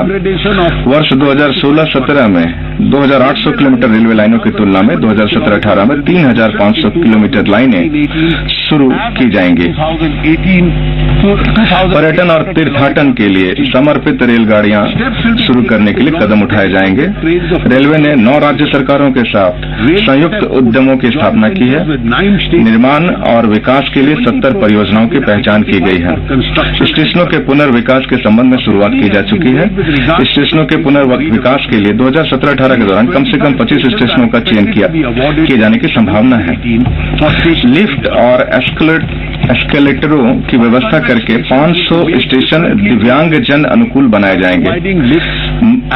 मध्यावधिक संदर्भ में 7,000 स्टेशनों पर सौर विद्युत की व्यवस्था करने का प्रस्ताव है। 300 स्टेशनों में पहले ही इसकी शुरुआत की जा चुकी है। 1,000 मेगावाट सौर मिशन के भाग के रूप में 2,000 रेलवे स्टेशनों के लिए कार्य शुरू किया जाएगा। हमारा ध्यान स्वच्छ रेल पर है। SMS आधारित क्लीन माई कोच सेवा शुरू की गई है। अब कोच संबंधी सभी शिकायतों और जरूरतों को दर्ज करने के लिए एक एकल विंडो प्रणाली कोच मित्र सुविधा की शुरुआत किए जाने का प्रस्ताव है। वर्ष 2019 तक भारतीय रेल के सभी कोचों में जैव शौचालय लगाए जाएंगे। ठोस अपशिष्ट के पर्यावरण अनुकूल निपटान और जैविक अपशिष्ट को ऊर्जा में परिवर्तित करने के लिए प्रायोगिक संयंत्रों को नई दिल्ली और जयपुर रेलवे स्टेशनों पर स्थापित किया जा रहा है। इस प्रकार के 5 और ठोस अपशिष्ट प्रबंधन संयंत्रों पर कार्य किया जा रहा है। इस समय भारतीय रेल निजी क्षेत्र के वर्चस्व वाले परिवहन के अन्य साधनों से कठिन प्रतिस्पर्धा का सामना कर रही है। भारतीय रेलवे को प्रतिस्पर्धी बनाने के लिए इसके कायापलट के उपाय किए जाने होंगे ताकि यह अपनी पूर्व प्रतिष्ठा प्राप्त कर सके। अतः निम्नलिखित कदम उठाए जाएंगे। रेलवे लॉजिस्टिक क्षेत्र के उद्यमियों जो फ्रंट और बैक एंड कनेक्टिविटी मुहैया कराएंगे के साथ भागीदारी के माध्यम से चुनिंदा वस्तुओं के लिए एंड टू एंड एकीकृत परिवहन समाधान क्रियान्वित करेगा। नाशवान वस्तुओं विशेषकर कृषि उत्पादों के परिवहन हेतु चल स्टॉक और प्रचालनात्मक पद्धतियों को कस्टमाइज किया जाएगा। रेलवे जनता के लिए प्रतिस्पर्धी टिकट बुकिंग सुविधा की पेशकश करेगा। IRCTC के जरिए आरक्षित किए गए ई टिकटों पर लगाए जाने वाला सेवा प्रभार समाप्त किया गया है। कैशलेस आरक्षण 58% से बढ़कर 68% हो गया है। लेखांकन सुधारों के भाग के रूप में मार्च 2019 तक प्रोद्भूत आधारित वित्तीय विवरणों की शुरुआत की जाएगी। रेलवे के परिचालन अनुपात को बेहतर करने के लिए हम निरंतर प्रयास करेंगे। लागत, सेवा की गुणवत्ता, सामाजिक दायित्वों और परिवहन के अन्य साधनों से प्रतिस्पर्धा कर विचार करते हुए रेलवे के टैरिफ को निर्धारित किया जाएगा। मेट्रो रेल शहरी परिवहन के महत्वपूर्ण साधन के रूप में उभर रही है। क्रियान्वयन और वित्त पोषण के साथ साथ हार्डवेयर और सॉफ्टवेयर के मानकीकरण और स्वदेशीकरण के नए मॉडल पर फोकस के साथ नई मेट्रो रेल नीति की घोषणा की जाएगी। इससे हमारे युवा वर्ग को नए रोजगार अवसर प्राप्त होंगे। मौजूदा कानूनों को युक्ति संगत बनाकर एक नया मेट्रो रेल अधिनियम नियमित किया जाएगा। इससे निर्माण और संचालन में बेहतर निजी भागीदारी और निवेश का कार्य सुकर होगा। सड़क क्षेत्र में मैंने राजमार्गों के लिए बजट आवंटन को बजट अनुमान 2016-17 के 57,976 करोड़ से बढ़ाकर 2017-18 में 64,900 करोड़ कर दिया है। तटीय क्षेत्रों को जोड़ने वाली 2000 किलोमीटर सड़कों को निर्माण और विकास के लिए चुना गया है। उससे बंदरगाहों और दूर दराज के गांवों को जोड़ने का कार्य अधिक सुकर होगा। प्रधानमंत्री ग्राम सड़क योजना के अंतर्गत सड़कों को शामिल करते हुए वर्ष 2014-15 से चालू वर्ष तक बनाई गई सड़कों की कुल लंबाई लगभग 1,40,000 किलोमीटर, जो कि इससे पहले 3 वर्षों की तुलना में काफी अधिक है। एक प्रभावशाली बहुरूपात्मक लॉजिस्टिक्स और परिवहन क्षेत्र हमारी अर्थव्यवस्था को और अधिक प्रतिस्पर्धात्मक बनाएगा। बहुरूपात्मक परिवहन सुविधाओं के साथ बहुरूपात्मक लॉजिस्टिक्स पार्कों के विकास के एक विशिष्ट कार्यक्रम की रूपरेखा तैयार करके इसे शीघ्र कार्यान्वित किया जाएगा। श्रेणी 2 के शहरों के चुनिंदा हवाई अड्डों के संचालन और रखरखाव को सरकारी निजी भागीदारी के अंतर्गत लाया जाएगा। भू संपत्तियों के प्रभावी मुद्रीकरण के लिए भारतीय विमानपत्तन प्राधिकरण अधिनियम को संशोधित किया जाएगा। इससे जुटाए जाने वाले संसाधनों को हवाई अड्डों के उन्नयन के लिए उपयोग में लाया जाएगा। समूचे परिवहन क्षेत्र के लिए, जिसमें रेल, सड़कें और पोत परिवहन शामिल है, मैंने 2017-18 के लिए 2,41,387 करोड़ का प्रावधान किया है। 41,387 करोड़ निवेश की इतनी बड़ी राशि से देश भर में प्रचुर मात्रा में आर्थिक क्रियाकलापों का मार्ग प्रशस्त होगा और रोजगार के अधिक अवसर उत्पन्न होंगे। दूरसंचार क्षेत्र हमारे ढांचागत इको तंत्र का एक महत्वपूर्ण घटक है। हाल ही में हुई स्पेक्ट्रम की नीलामियों से देश में स्पेक्ट्रम का अभाव दूर हुआ है। इससे मोबाइल ब्रॉडबैंड और डिजिटल भारत को काफी बढ़ावा मिलेगा और ग्रामीण व दूर दराज के क्षेत्रों में रह रहे लोग इससे लाभान्वित होंगे। भारत नेट परियोजना के तहत 1,55,000 किलोमीटर लंबे क्षेत्र में ऑप्टिकल फाइबर केबल बिछाई गई है। मैंने भारत नेट परियोजना के लिए आवंटन को बढ़ाकर 2017-18 में 10,000 करोड़ रुपए कर दिया है। 2017-18 के अंत तक 1,50,000 से भी अधिक ग्राम पंचायतों में ऑप्टिकल फाइबर पर हाई स्पीड ब्रॉडबैंड कनेक्टिविटी उपलब्ध कराई जाएगी, जिसमें वाई हॉटस्पॉट्स और निम्न प्रशुल्कों पर डिजिटल सेवाओं तक पहुंच भी शामिल है। डिजिटल प्रौद्योगिकी के माध्यम से टेलीमेडिसिन, शिक्षा और कौशल विकास के प्रावधान के लिए डीजी गांव नामक पहल शुरू की जाएगी। हमारे ऊर्जा क्षेत्र को सुदृढ़ करने के लिए सरकार ने कच्चे तेल के सामरिक भंडार स्थापित करने का निर्णय लिया है। प्रथम चरण में ऐसे 3 तेल भंडारों की सुविधाएं स्थापित की गई हैं। अब दूसरे चरण में 2 और स्थानों नामतः ओडिशा में चंडीखोले और राजस्थान में बीकानेर में कंदराएं स्थापित करने का प्रस्ताव है। इससे हमारी सामरिक तेल भंडार क्षमता 15.33 मिलियन मीट्रिक टन तक पहुंच जाएगी। सौर ऊर्जा में अब हमारा प्रस्ताव 20,000 मेगावाट की अतिरिक्त क्षमता के लिए सौर पार्क के विकास के दूसरे चरण को प्रारंभ करने का है। हम भारत को इलेक्ट्रॉनिक्स विनिर्माण का वैश्विक हब बनाने के लिए इकोसिस्टम भी तैयार कर रहे हैं।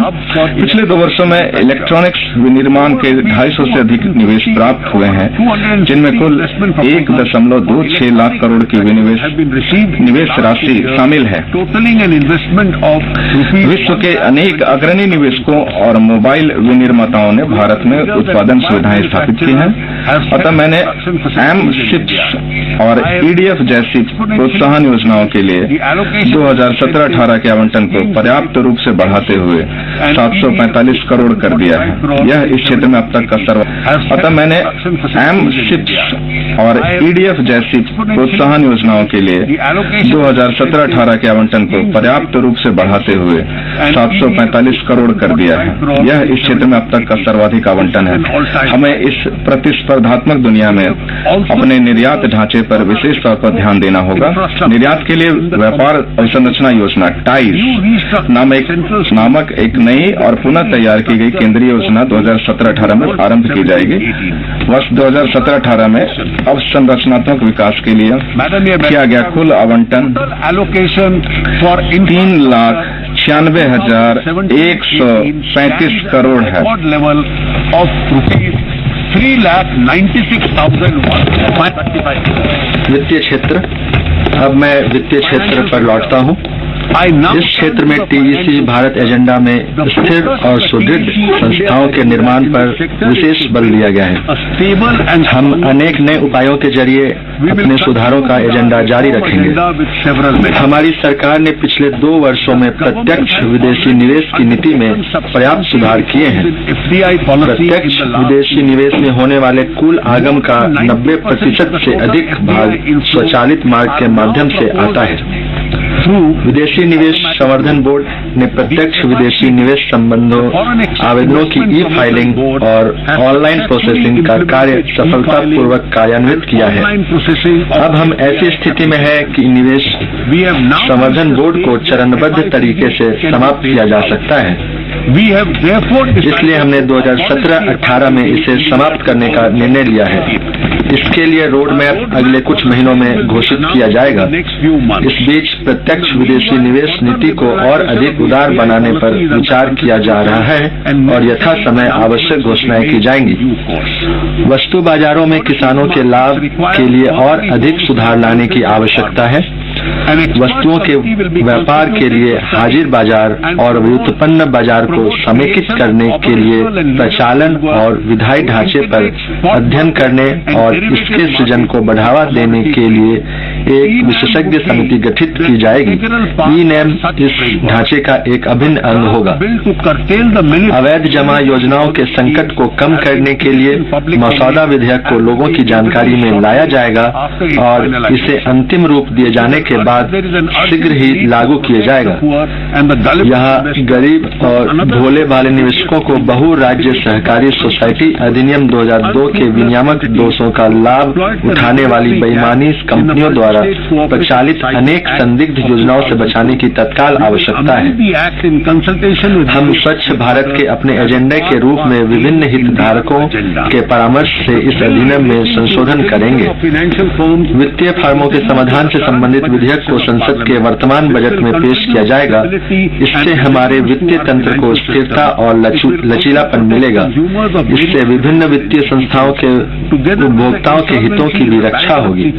शोधन अक्षमता और दिवालियापन संहिता के साथ साथ वित्तीय फर्मों के लिए समाधान तंत्र से हमारे देश में समाधान प्रणाली की व्यापकता सुनिश्चित होगी। मैंने अपने पिछले बजट भाषण में कहा था कि निर्माण समुदायों, सरकारी निजी भागीदारी और जन उपयोगी सुविधा संबंधी सुविधाओं से संबंधित अवसंरचनाओं में विवादों के समाधान के लिए संस्थागत व्यवस्थाओं को कारगर बनाने के लिए विधेयक पेश किया जाएगा। हितधारकों के साथ गहन परामर्श के बाद हमने निर्णय लिया है कि अपेक्षित तंत्र को विवेचन और समाधान अधिनियम 1996 के हिस्से के रूप में संस्थापित किया जाएगा। इस संबंध में संशोधन विधेयक लाया जाएगा। हमारी वित्तीय क्षेत्र की सत्यनिष्ठा और स्थिरता को सुरक्षित रखने के लिए साइबर सुरक्षा अत्यंत महत्वपूर्ण है। हमारे वित्तीय क्षेत्र के लिए कंप्यूटर इमरजेंसी रेस्पॉन्स टीम स्थापित की जाएगी। यह निकाय सभी वित्तीय क्षेत्रों के विनियामकों और अन्य हितधारकों के सन्निकट समन्वय में कार्य करेगा। मैंने वित्तीय सेक्टर में अनेक अन्य उपायों का भी प्रस्ताव रखा है जिन्हें अनुबंध 1 में सूचीबद्ध किया है। सरकारी क्षेत्र के उद्यमों को सूचीबद्ध करने से बेहतर सरकारी जवाबदेही को बढ़ावा मिलेगा और यह इन कंपनियों के वास्तविक मूल्य को उजागर करेगा। स्टॉक एक्सचेंजों में चिन्हित केंद्रीय सरकारी क्षेत्र के उद्यमों को समयबद्ध रूप से सूचीबद्ध करना सुनिश्चित करने के लिए सरकार संशोधित तंत्र और प्रक्रिया लागू करेगी। पिछले बजट में मेरे द्वारा घोषित विनिवेश नीति जारी रहेंगे। IRCTC, IRFC और इरकॉन जैसे सरकारी क्षेत्र के रेलवे उद्यमों के हिस्से को स्टॉक एक्सचेंजों में सूचीबद्ध किया जाएगा। हम समेकन विलय और अधिग्रहणों के जरिए हमारे केंद्रीय सरकारी क्षेत्र के उद्यमों को सुदृढ़ करने का सुअवसर देख रहे हैं। इन विधियों के द्वारा उद्योग की मूल्य श्रृंखला में केंद्रीय सरकारी क्षेत्र के उद्यमों को एकीकृत किया जा सकता है। यह उन्हें अपेक्षाकृत अधिक जोखिम बर्दाश्त करने, उच्चतर किफायतें प्राप्त करने, अधिक निवेश के निर्णय लेने और पणधारकों के लिए अधिक मूल्य का सृजन करने की क्षमता प्रदान करेगा। तेल और गैस सेक्टर में ऐसी पुनर्संरचना की संभावना दिखाई दे रही है कि हम एकीकृत सरकारी क्षेत्र ऑयल मेजर के सृजन का प्रस्ताव करते हैं जो अंतर्राष्ट्रीय और घरेलू निजी सेक्टर के तेल और गैस कंपनियों जैसे निष्पादन करने में सक्षम होंगे। हमारे ETF जिसमें 10 CPSE के शेयर शामिल किए गए हैं को हालिया और निधि की पेशकश में आश्चर्यजनक प्रतिक्रिया मिली है। हम शेयरों के और आगे विनिवेश के लिए माध्यम के रूप में ETF का उपयोग करते रहेंगे। तदनुसार विधिवत CPSE स्टॉकों और अन्य सरकारी धारिता के लिए नए ETF 2017-18 में शुरू किया जाएगा। बैंकों के तनावग्रस्त धरोहर खातों के समाधान पर विशेष ध्यान केंद्रित करना जारी रहेगा। शोधन अक्षमता और दिवालियापन संहिता के अधिनियम और सरफराजी तथा ऋण वसूली अधिकरण अधिनियम में संशोधन करके समाधान सुसाध्य बनाने हेतु कानूनी ढांचे को मजबूत बनाया जाएगा। सरफेसी अधिनियम के तहत किसी प्रतिभूति कंपनी अथवा किसी पुनर्निर्माण कंपनी द्वारा निर्गमित प्रतिभूति प्राप्तियों की लिस्टिंग और व्यापार की सेबी में पंजीकृत स्टॉक एक्सचेंजों की अनुमति दी जाएगी। इससे प्रतिभूतिकृत उद्योगों में पूंजी प्रवाह के लिए प्रोत्साहन मिलेगा और विशेष रूप से बैंकों की अनर्जक अस्तियों के निपटान में सहायता मिलेगी। प्रधानमंत्री मुद्रा योजना का निधि पोषित न किए गए और कम निधि पोषित के निधियन के लिए उल्लेखनीय योगदान रहा है। पिछले वर्ष 1.22 लाख करोड़ का लक्ष्य पार हो गया। 2017-18 के लिए मैं 2015-16 के ऋण देने के लक्ष्य को दुगना करके 2.44 लाख करोड़ करने का प्रस्ताव करता हूँ। 2.44 लाख करोड़। इसमें दलितों, जनजातियों, पिछड़े वर्गों, अल्पसंख्यकों और महिलाओं को प्राथमिकता दी जाएगी। दलितों, जनजातियों और महिला उद्यमों को हरित क्षेत्र उद्यम स्थापित करने तथा रोजगार सृजक बनाने में सहायता करने के लिए हमारी सरकार द्वारा स्टैंड अप इंडिया स्कीम का शुभारंभ अप्रैल 2016 में किया गया था। इस स्कीम के जरिए 16,000 से अधिक नए उद्यमी खाद्य प्रसंस्करण, परिधान, नैदानिक केंद्र जैसे विविध क्रियाकलाप करने लगे। तंत्र को स्वच्छ बनाने और भ्रष्टाचार तथा काले धन का खात्मा करने के लिए डिजिटल अर्थव्यवस्था को बढ़ावा देना सरकार की कार्यनीति का अभिन्न अंग है। अर्थव्यवस्था को बेहतर रूप से औपचारिक बनाने और बैंकिंग पद्धति में वित्तीय बचतों को मुख्य धारा से जोड़ने के संदर्भ में इससे परिवर्तनकारी प्रभाव पड़ता है। इससे ऋण की कम लागत के द्वारा देश में निजी निवेश को शक्तिशाली बनाने की संभावना है। इस समय भारत में बृहद डिजिटल आंदोलन शीर्ष पर है। डिजिटल भुगतान की शुरुआत से आम आदमी को बहुत लाभ हुआ है। हमारी सरकार की वित्तीय समावेशन और जन धन आधार मोबाइल त्रिसूत्र को बढ़ावा देने के पहले के प्रयास डिजिटल लेन देन को वर्तमान में आगे बढ़ाने के लिए महत्वपूर्ण प्रेरक है। बढ़े हुए डिजिटल लेन देनों के प्रमाण है भीम ऐप शुरू किया गया है। यह डिजिटल भुगतान और वित्तीय समावेशन के लिए मोबाइल फोनों की शक्ति बढ़ाएगा। अब तक 125 लाख लोगों ने भीम ऐप को अपनाया है। भीम के उपयोग को बढ़ावा देने के लिए सरकार 2 नई स्कीमें शुरू करेंगी। ये है व्यक्तियों के लिए रेफरल बोनस स्कीम और व्यापारियों के लिए कैशबैक स्कीम। आधार भुगतान, आधार समर्थित भुगतान प्रणाली का व्यापारिक संस्करण जल्द ही आरंभ किया जाएगा। यह उन लोगों के लिए विशेष रूप से फायदेमंद होगा जिनके पास डेबिट कार्ड, मोबाइल वैलेट और मोबाइल फोन नहीं है। यूपीआई, यूएसएसडी, आधार भुगतान, IMPS और डेबिट कार्डों के जरिए 2017-18 के लिए 2,500 करोड़ डिजिटल लेनदेन के लक्ष्य के साथ एक मिशन की स्थापना की जाएगी। बैंकों ने मार्च 2017 तक अतिरिक्त 10 लाख नए POS टर्मिनल शुरू करने का लक्ष्य रखा है। उन्हें सितंबर 2017 तक 20 लाख आधार पर आधारित POS शुरू करने के लिए प्रोत्साहित किया जाएगा। बढ़े हुए डिजिटल लेन देन लघु और सूक्ष्म उद्यमों का औपचारिक ऋण सुलभता के लिए समर्थ बनाएगा। उधारकर्ताओं के लेन देन संबंधी पूर्ववृत्त के आधार पर उन्हें उचित ब्याज दरों पर प्रतिभूति रहित ऋण प्रदान करने वाली क्रेडिट संस्थाओं को पुनर्नवित प्रदान करने के लिए सिडबी को सरकार प्रोत्साहित करेगी। डिजिटल भुगतान अवसंरचना और शिकायत निवारण तंत्रों को सुदृढ़ किया जाना चाहिए। डाकघरों, उचित मूल्य की दुकानों और बैंकिंग संपर्कों के माध्यम से ग्रामीण और अर्ध शहरी क्षेत्रों पर विशेष ध्यान दिया जाएगा। भीम ऐप सहित पेट्रोल पंपों, उर्वरक डिपो, नगर पालिकाओं, ब्लॉक कार्यालय, सड़क परिवहन कार्यालयों, महाविद्यालयों, अस्पतालों और अन्य संस्थाओं में डिजिटल भुगतान की सुविधाओं को बढ़ावा देने और संभवतः उन्हें अधिदेश देने के लिए कदम उठाए जाएंगे। प्राप्तियों को अधिदेशित करने के प्रस्ताव पर विचार किया जा रहा है। इन पहलों को आगे बढ़ाने के लिए संसाधन बढ़ाने हेतु सरकार वित्तीय समावेशन निधि को सुदृढ़ करेगी। डिजिटल लेन देन संबंधी मुख्यमंत्रियों की समिति की अंतरिम सिफारिशों को शीघ्र कार्यान्वित करने के लिए सरकार विभिन्न प्रधारकों के साथ विचार और काम करेगी। आर्थिक कार्य विभाग द्वारा गठित डिजिटल भुगतान संबंधी समिति ने भुगतान और निपटान पद्धति अधिनियम 2007 में संशोधन करने सहित भुगतान इको प्रणाली में संरचनात्मक सुधारों की व्यापक समीक्षा करेगी और इसमें समुचित संशोधन करेगी। आरंभिक तौर पर भुगतान तथा निपटान पद्धति के विनियमन और पर्यवेक्षण के लिए मौजूदा बोर्ड को प्रतिस्थापित करके भारतीय रिजर्व बैंक में भुगतान विनियामक बोर्ड का गठन करने का प्रस्ताव है।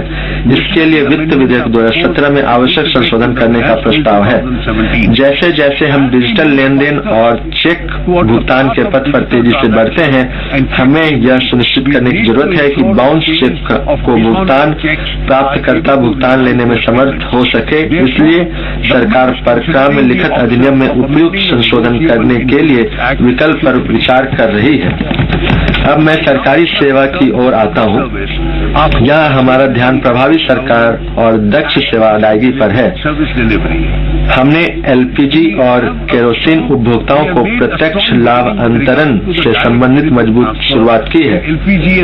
चंडीगढ़ और हरियाणा के 8 जिले केरोसिन मुक्त हो चुके हैं। 84 सरकारी योजनाओं पर डीबीटी प्लेटफॉर्म पर कार्य शुरू कर दिया गया है। सरकारी ई मार्केट स्थान जो अब वस्तुओं और सेवाओं की खरीद के लिए कार्य कर रहा है ने विश्व बैंक के south Asia procurement innovation awards के पुरस्कार विजेता के रूप में चुना गया है।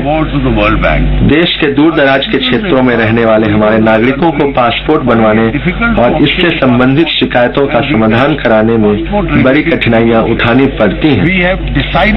हमने मुख्य डाकघरों को पासपोर्ट सेवाएं देने के लिए फ्रंट कार्यालयों के रूप में उपयोग करने का निश्चय किया है। हमारे रक्षा बल देश को बाहरी और भीतरी दोनों प्रकार के खतरे से सुरक्षित रखते हैं।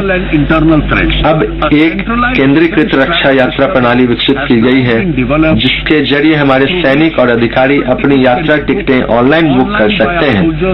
उन्हें रेलवे वारंट के साथ कतारों में खड़े होने की परेशानी का सामना नहीं करना पड़ेगा। रक्षा पेंशनरों के लिए वेब आधारित पारस्परिक पेंशन संवितरण प्रणाली स्थापित की जाएगी। इस प्रणाली से पेंशन संबंधी प्रस्ताव प्राप्त किए जाएंगे और केंद्रीकृत रूप में भुगतान किया जाएगा। इससे रक्षा पेंशनरों को शिकायतें कम होंगी। इस समय हमारे नागरिकों, विशेष रूप से निर्धन और अभावग्रस्त वर्ग को सरकारी भर्ती की बोझिल प्रक्रियाओं से गुजरना पड़ता है। इसमें एजेंसियों और परीक्षाओं की बहुलता है। हम एकल पंजीकरण प्रणाली और परीक्षा की द्विस्तरीय प्रणाली शुरू करने का प्रस्ताव करते हैं। पिछले कुछ वर्षों से अधिकरणों की संख्या कई गुना बढ़ जाने से कार्यों की अतिव्याप्ति हो गई है। हम इन अधिकरणों की संख्या को युक्ति संगत बनाने और जहां कहीं उचित हो इन अधिकरणों को विलय करने का प्रस्ताव करते हैं। पिछले कुछ समय में महोदय, ये एक महत्वपूर्ण घोषणा है। पिछले कुछ समय में आर्थिक अपराधियों सहित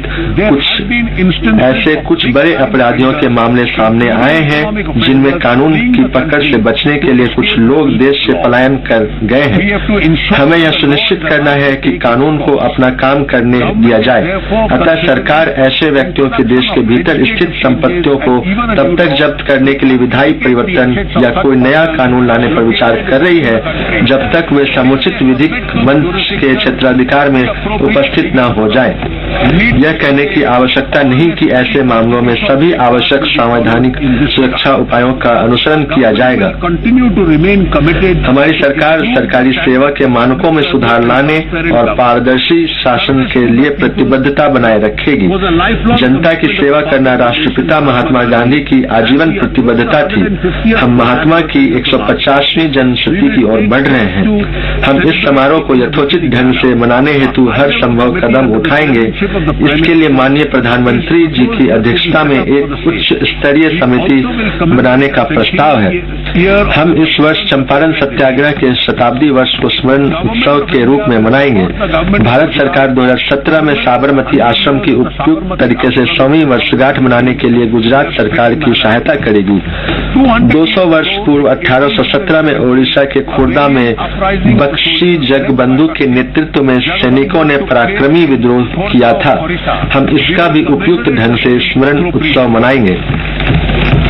अब मैं 2017-18 के लिए बजट के संदर्भ में राजकोषीय स्थिति की ओर आता हूँ।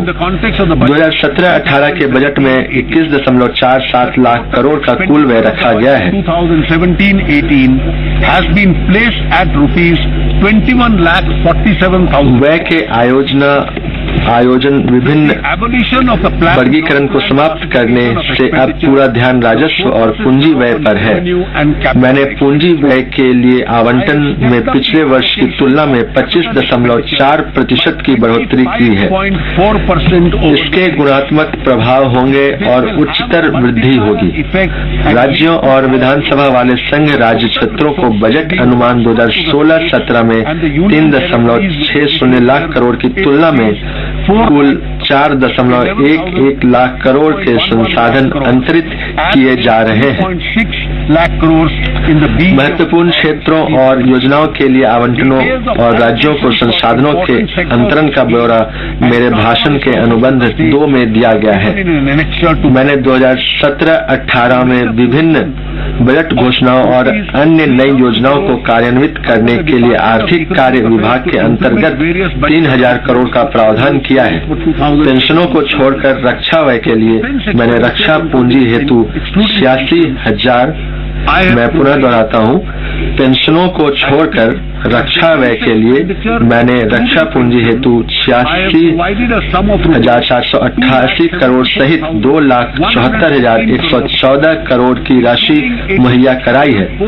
मैंने 2017-18 में वैज्ञानिक मंत्रालयों का आवंटन बढ़ाकर 37,435 करोड़ रुपए कर दिया है। पहली बार अन्य बजट दस्तावेजों के साथ सभी मंत्रालयों और विभागों को शामिल करने हेतु एक समेकित परिणाम बजट सभा पटल पर रखा जा रहा है। This will improve the accountability of the government expenditure. FRBM समीक्षा समिति ने हाल में ही अपनी रिपोर्ट दी है। समिति ने विस्तृत कवायद की है और यह सिफारिश की है कि एक धारणीय ऋण पथ हमारी राजकोषीय नीति का मुख्य बृहत आर्थिक एंकर होना चाहिए। समिति ने 2023 तक सामान्य सरकार के लिए 60% के ऋण सकल घरेलू उत्पादन का समर्थन किया है, जिसमें केंद्रीय सरकार के लिए 40% और राज्य सरकारों के लिए 20% का अंश शामिल है। समिति ने इस रूपरेखा के भीतर आगामी 3 वर्षों के लिए 3% राजकोषीय घाटे को लिया है और अनुशंसा की है। समिति ने निर्धारित राजकोषीय घाटा लक्ष्य से सकल घरेलू उत्पाद के 0.5% तक विचलन के लिए एस्केप क्लॉजेस की व्यवस्था की है। इन एस्केप क्लॉजों का आश्रय लेने के लिए कार्यवाही के रूप में समिति ने अप्रत्याशित राजकोषीय निहितार्थों के साथ अर्थव्यवस्था में दूरगामी संरचनात्मक सुधारों को एक कारक के रूप में शामिल किया है। वर्तमान में इस एस्केप क्लॉज का आह्वान करने का यह एक सुदृढ़ मामला है, फिर भी मैं ऐसा करने से बच रहा हूँ। समिति की रिपोर्ट की ध्यानपूर्वक जांच की जाएगी और यथा समय समुचित निर्णय लिए जाएंगे। तथापि मैं आगामी 3 वर्षों के लिए समिति द्वारा अनुशंसित 3% के राजकोषीय घाटे के रोड मैप की बात करता हूँ। मैंने सरकारी क्षेत्र में धीमे निवेश और मंद वैश्विक वृद्धि के संदर्भ में उच्चतर सरकारी व्यय की जरूरत पर विचार किया है। मैंने समिति की सिफारिश को ध्यान में रखा है कि विवेकपूर्ण राजकोषीय प्रबंधन के लिए स्थायी ऋण अंतर्निहित आधार होना चाहिए। I have set 3.2% of the GDP. मैंने 2017-18 के लिए राजकोषीय घाटे को 3.2% पर रखा है और अगले वर्ष 3% करने के लिए प्रतिबद्ध हूँ।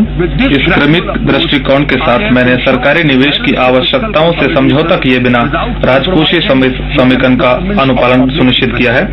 मैंने सरकार के निवल बाजार उधार को 3.48 लाख करोड़ तक पुनर्खरीद के पश्चात सीमित रखने के लिए पूरा ध्यान रखा है, जो पिछले वर्ष के 4.25 लाख करोड़ रुपए की तुलना में बहुत कम है। सबसे महत्वपूर्ण है कि बजट अनुमान 2016-17 में 2.3% का राजस्व घाटा संशोधित अनुमान में 2.1% तक कम हो गया है। अगले वर्ष के लिए राजस्व घाटा FRBM अधिनियम द्वारा अधिदेशित 2% की तुलना में 1.9% तक रखा गया है। अगले वर्ष में इन वित्तीय आंकड़ों, विशेष रूप से राजकोषीय घाटे में सुधार करना हमारा प्रयास होगा, जिसके लिए व्यय की गुणवत्ता और विमुद्रीकरण के कारण बैंकों में भारी नकद जमा राशि से उच्चतर कर वसूली पर अधिक ध्यान दिया जाएगा। अध्यक्ष महोदय, अब मैं अपने कर प्रस्ताव प्रस्तुत करता हूँ।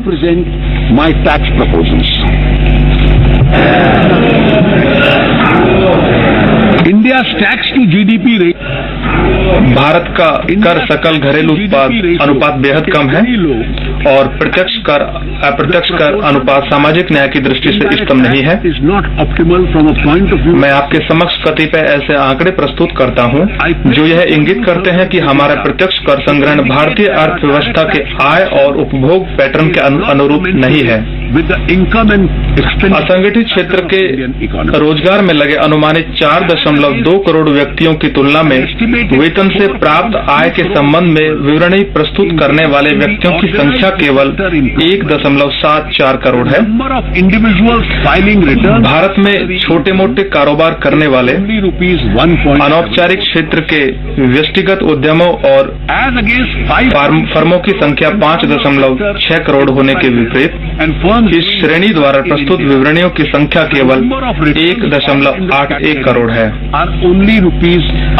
भारत में 31 मार्च 2014 तक पंजीकृत 13.94 लाख कंपनियों में से 5.97 लाख कंपनियों ने निर्धारण वर्ष 2016-17 के लिए अपनी विवरणियां प्रस्तुत की हैं।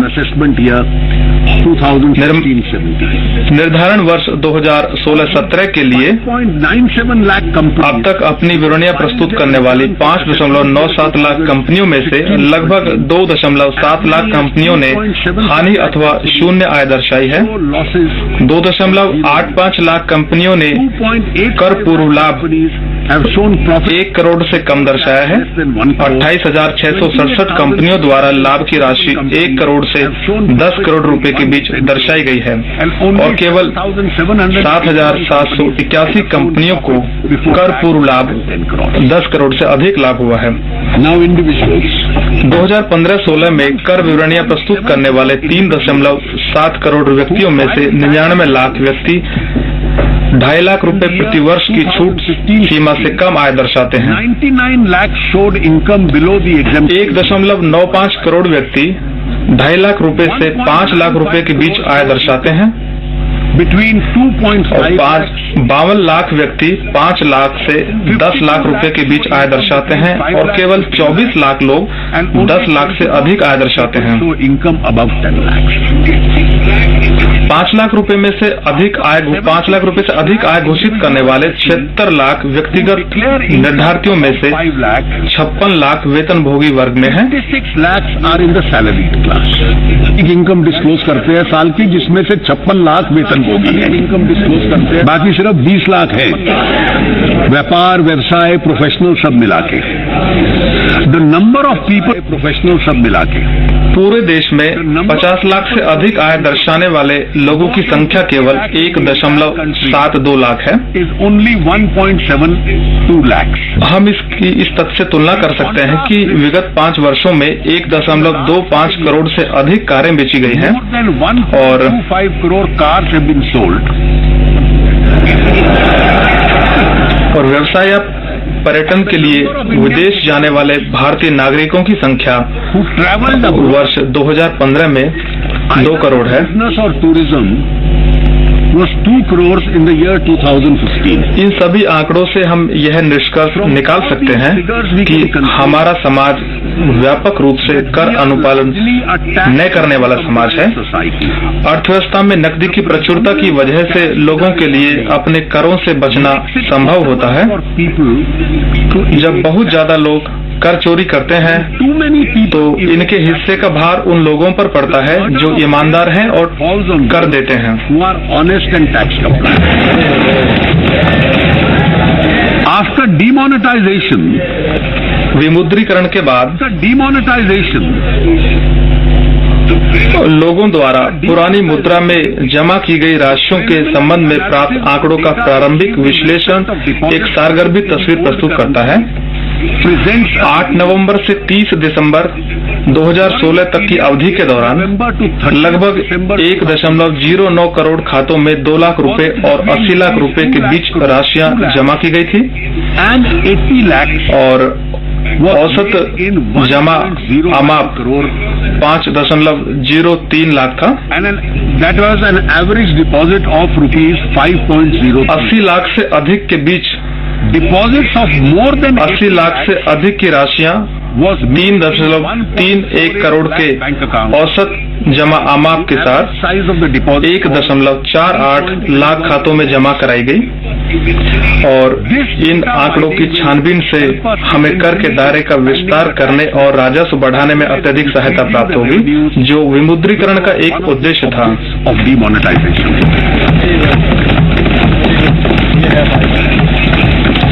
माननीय अध्यक्ष महोदय, हमारी सरकार की प्राथमिकताओं में से एक प्राथमिकता अर्थव्यवस्था से काला धन को बाहर निकालना है। हम अपनी कराधान दरों को और अधिक तर्कसंगत बनाने, अपने कर प्रशासन को और अधिक उपयुक्त बनाने तथा देश को कर आधार का विस्तार करने के लिए प्रतिबद्ध है। यह सोच धन का रंग बदल देगी। है नया दौर है, नई है उमंग, नई दुनिया है, नई दुनिया है, नया दौर है, नई है उमंग। कुछ थे पहले के तरीके तो कुछ है आज के रंग ढंग। रोशनी आके अंधेरों से जो टकराई है, काले धन को भी बदलना पड़ा आज अपना रंग।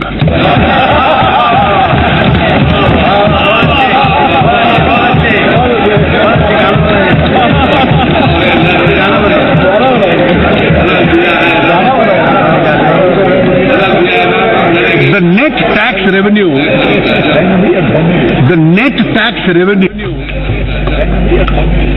वर्ष 2013-14 के दौरान निवल कर राजस्व 11.38 लाख करोड़ रुपए था। यह 2014-15 में 9.4% और 2015-16 में 17% बढ़ गया। संशोधित अनुमान 2016-17 के अनुसार हम इस वर्ष का समापन दूसरे अनुवर्ती वर्ष के लिए 17% की उच्च वृद्धि दर के साथ करेंगे। 17% for the second year in a row. Because of serious efforts made, सरकार के द्वारा किए गए गंभीर प्रयासों के कारण चालू वित्त वर्ष की प्रथम 3 तिमाहियों में व्यक्तिगत आयकर में अग्रिम कर की वृद्धि दर 34.8% है। ये डिमोनेटाइजेशन का भी असर है कि पर्सनल इनकम टैक्स लोगों को ज्यादा डिस्क्लोज करना पड़ रहा है। 34.8% इंक्रीज इस देश के इतिहास में कभी नहीं हुआ। मैडम स्पीकर, अध्यक्ष महोदया, इस बजट में मेरे कर प्रस्तावों का जोर विकास की गति में तेजी लाने, मध्यम वर्ग को राहत प्रदान करने, सस्ते आवास, काले धन की रोकथाम, डिजिटल अर्थव्यवस्था को बढ़ावा देने, राजनीतिक वित्त पोषण की पारदर्शिता और कर व्यवस्था के सरलीकरण पर है। brings transparency in political funding and simplification of tax administration. राजनीतिक वित्त पोषण की पारदर्शिता और कर व्यवस्था के सरलीकरण पर है। brings transparency in political funding and simplification of tax administration. सस्ते आवास और रियल एस्टेट सेक्टर को बढ़ावा देने के उपाय। विगत वर्ष अपने बजट प्रस्तावों में मैंने सस्ती आवास योजना के प्रवर्तकों हेतु लाभ संबद्ध आयकर छूट की एक योजना की घोषणा की थी। इस योजना की बहुत अच्छी प्रतिक्रिया मिली है। तथापि इस योजना को और अधिक आकर्षक बनाने के लिए मैंने इस योजना में कतिपय परिवर्तनों का प्रस्ताव किया है। सर्वप्रथम 30 और 60 वर्ग मीटर निर्मित क्षेत्र के बजाय 30 और 60 वर्ग मीटर फर्श क्षेत्र की गणना की जाएगी। 30 and 60 square meters will now be affordable housing का। Also the housing का 30 वर्ग मीटर की सीमा भी केवल 4 मेट्रो शहरों की नगर पालिका सीमाओं के मामले में लागू होगी, जबकि मेट्रो के बाह्य परिधीय क्षेत्रों सहित देश के शेष भागों के लिए 60 वर्ग मीटर की सीमा ही लागू होगी। पात्र बनने के उद्देश्य से यह योजना इसके प्रारंभ के पश्चात 3 वर्षों में पूरी की जानी थी।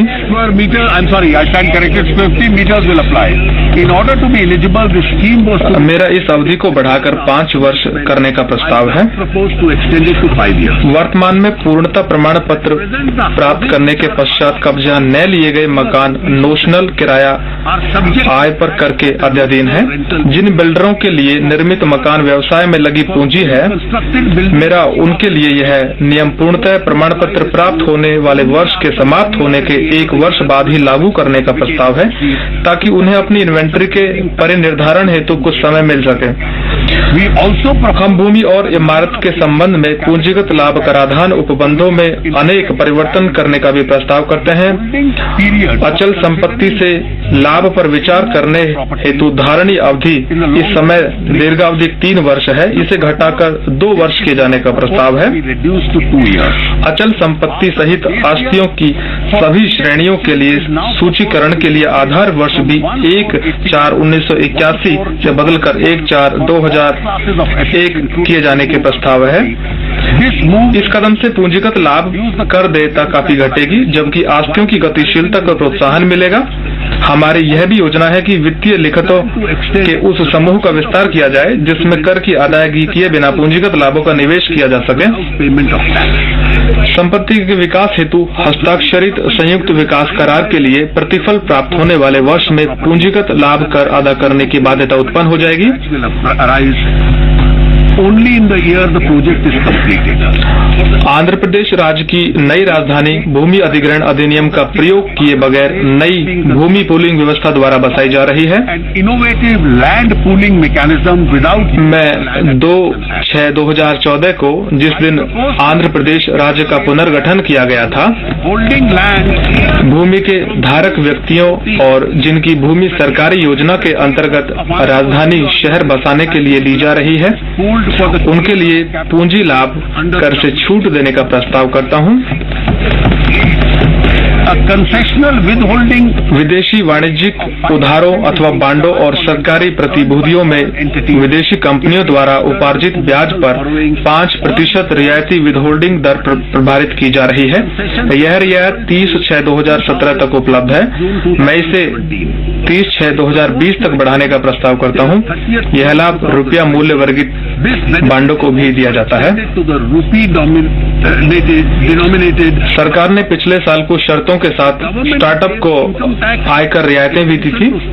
ऐसे स्टार्टअप के संबंध में अगले लाभ से हानिपूर्ति के प्रयोजनार्थ मताधिकार के 51% की निरंतर शेयरधारिता की शर्त को इस बात के अध्ययन शिथिल किया गया है कि मूल प्रोमोटर्स की शेयरधारिता जारी रहे।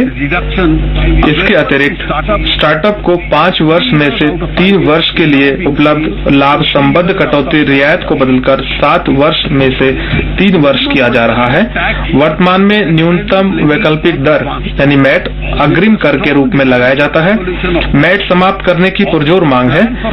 यद्यपि रियायतें चरणबद्ध ढंग से समाप्त करने की योजना 1/4/2017 से शुरू होगी और चरणबद्ध समाप्ति से राजस्व का पूरा लाभ सरकार को 7 से 10 वर्ष के बाद ही मिलेगा, जब वे सभी जो पहले ही इन रियायतों से लाभ ले रहे हैं अपने लाभ लेने की अवधि पूरी कर लेंगे।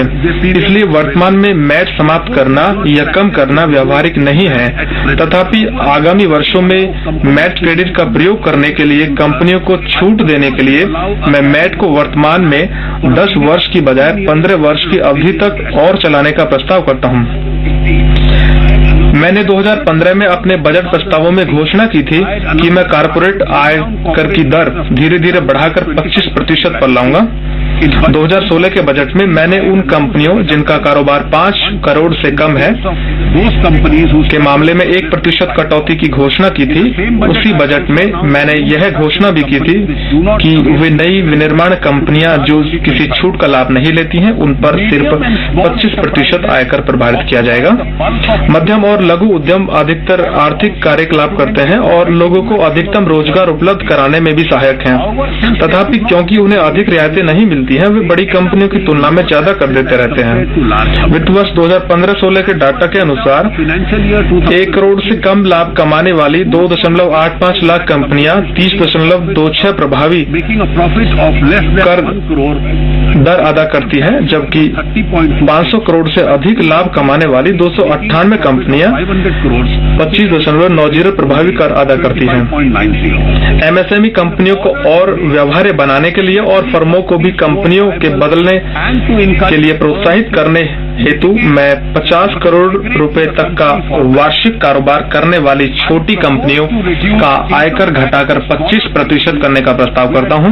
turnover up to 50 crores to 25%. 50 crore तक की टर्नओवर है उनका 5% टैक्स कम किया जाएगा as per the data of किया जाएगा। निर्धारण वर्ष 2015-16 के डाटा के अनुसार 6.94 लाख कंपनियां विवरणियां दायर कर रही हैं, जिनमें से 6.67 लाख कंपनियां इस श्रेणी में आती हैं और इसलिए प्रतिशतवार 96% कंपनियां निम्न कराधान का लाभ उठाएंगी। 96% of India's companies will get. यह हमारे एमएसएमई क्षेत्र को बड़ी कंपनियों की तुलना में और अधिक प्रतिस्पर्धी बना देगा।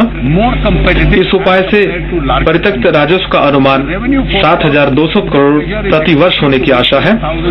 बैंकिंग क्षेत्र को बढ़ावा देने के लिए अनर्जक परिसंपत्तियों हेतु अनुज्ञेय प्रावधान 7.5% से बढ़ाकर 8.5% करने का प्रस्ताव करता हूं। यह बैंकों की कर देनदारी कम करेगा। मैं सभी गैर अनुसूचित सहकारी बैंकों के एनपीए खातों के संबंध में प्रोद्भवन आधार की बजाय वास्तविक प्राप्ति पर प्राप्त ब्याज दर अनुसूचित बैंकों के समान ही कर लगाने का प्रस्ताव करता हूं। यह कर अदा करने चाहे ब्याज आय वसूल न की गई हो का कष्ट समाप्त कर देगा। एलएनजी के ईंधन के साथ साथ पेट्रो रसायन सेक्टर के लिए फीड स्टॉक के प्रयोग की व्यापक श्रृंखला पर विचार करते हुए मैं एलएनजी की बुनियादी सीमा शुल्क 5% से घटाकर 2.5% करने का प्रस्ताव करता हूं। घरेलू मूल्य वर्धन प्रोत्साहित करने और मेक इन इंडिया को बढ़ावा देने के लिए मैं कुछ मदों जो इस भाषण के अनुबंध 3 में दी गई हैं के संबंध में सीमा शुल्क और उत्पाद शुल्क में परिवर्तन करने का प्रस्ताव करता हूं। इनमें से कुछ प्रस्ताव शुल्क प्रतिलोमन समाप्त करने के लिए भी है। are addressing the issue of duty inversion. Digital अर्थव्यवस्था को बढ़ावा देना, Promoting digital economy. छोटे और मध्यम करदाताओं जिनकी कुल बिक्री Presumptive taxation रुपए 2 करोड़ तक है के लिए अनुमानित आयकर योजना लागू की गई है। वर्तमान में उनकी कुल बिक्री के 8% को अनुमानित आय माना जाता है। मैं बिक्री जो नकदी भिन्न साधनों से की जाती है के संबंध में इसे 6% करने का प्रस्ताव करता हूँ। यह लाभ चालू वर्ष में किए गए लेन देनों पर भी लागू होगा। मैं कटौती राजस्व के साथ साथ पूंजी व्यय के रूप में अनुज्ञेय नकदी व्यय की सीमा 10,000 करने का प्रस्ताव करता हूं। इसी तरह नकद दान की सीमा जो किसी धर्मार्थ न्यास द्वारा प्राप्त की जा सकती है 10,000 से घटाकर 2,000 की जा रही है। ₹10,000 to 2,000। सरकार द्वारा काले धन के लिए गठित की गई विशेष जांच दल एसआईटी ने सुझाव दिया है कि 3 लाख रुपए से अधिक का कोई भी लेन देन नकदी में करने की अनुमति नहीं दी जानी चाहिए। I'm sorry, madam. The special investigative team set up by the government for black money has suggested that no transaction above ₹3 lakh. सरकार ने यह प्रस्ताव स्वीकार करने का निर्णय लिया है। Government has decided इस निर्णय को लागू करने के लिए वित्त विधेयक में आयकर अधिनियम में समुचित संशोधन का प्रस्ताव किया गया है। proposed in the finance bill for enforcement. मैं कैशलेस लेन देनों को बढ़ावा देने के लिए Cashless transaction. एमपीओएस हेतु miniaturised POS card reader micro ATM standards version 1.5.1 fingerprint readers, scanners और आयरिश स्कैनर्स पर बीसीडी उत्पाद शुल्क, सेवी शुल्क और एसडी से छूट का प्रस्ताव करता हूं। इसके साथ ही मैं ऐसे साधनों के विनिर्माण हेतु कलपुर्जों पर छूट का भी प्रस्ताव करता हूं ताकि इन साधनों के देश में विनिर्माण को प्रोत्साहित किया जा सके।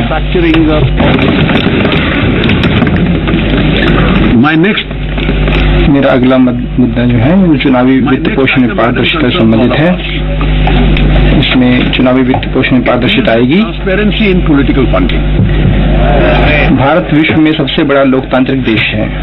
India राजनीतिक पार्टियां एक बहुपार्टी संसदीय लोकतंत्र के अनिवार्य अवयव हैं। parties are essential. स्वतंत्रता प्राप्ति के 70 वर्ष बाद भी देश राजनीतिक पार्टियों के वित्त पोषण की पारदर्शी कार्य पद्धति विकसित करने में समर्थ नहीं हुआ है, जो कि निष्पक्ष और स्पष्ट चुनाव प्रणाली के लिए अनिवार्य है। व्यक्तियों, साझेदारी फर्मों, हिंदू अविभाजित परिवारों और कंपनियों द्वारा राजनीतिक पार्टियों को प्रोत्साहन के रूप में चंदा देने के लिए विगत में जन प्रतिनिधि अधिनियम कंपनी अधिनियम और आयकर अधिनियम के उपबंधों में संशोधन करके एक प्रयास किया गया था। दाता और आदाता दोनों को कर के भुगतान में छूट प्रदान की गई थी यदि उनके लेखे पारदर्शी ढंग से रखे गए हों और सक्षम प्राधिकारियों को विवरणियां फाइल की गई हों। तदनुसार उन दाताओं की सूची अलग से तैयार करने की आवश्यकता है जिन्होंने किसी भी पार्टी को 20,000 अथवा उससे अधिक राशि का अंशदान नकद या चेक से किया है। 20,000 इन प्रावधानों को लागू करने की स्थिति में केवल मामूली रूप से सुधार हुआ है। राजनीतिक पार्टियां अपनी अधिकांश निधि अज्ञात चंदे के जरिए प्राप्त कर रही हैं जो नकद में दिखाई जाती हैं। इसलिए भारत में राजनीतिक वित्त पोषण प्रणाली दुरुस्त करने के प्रयास किए जाने की आवश्यकता है।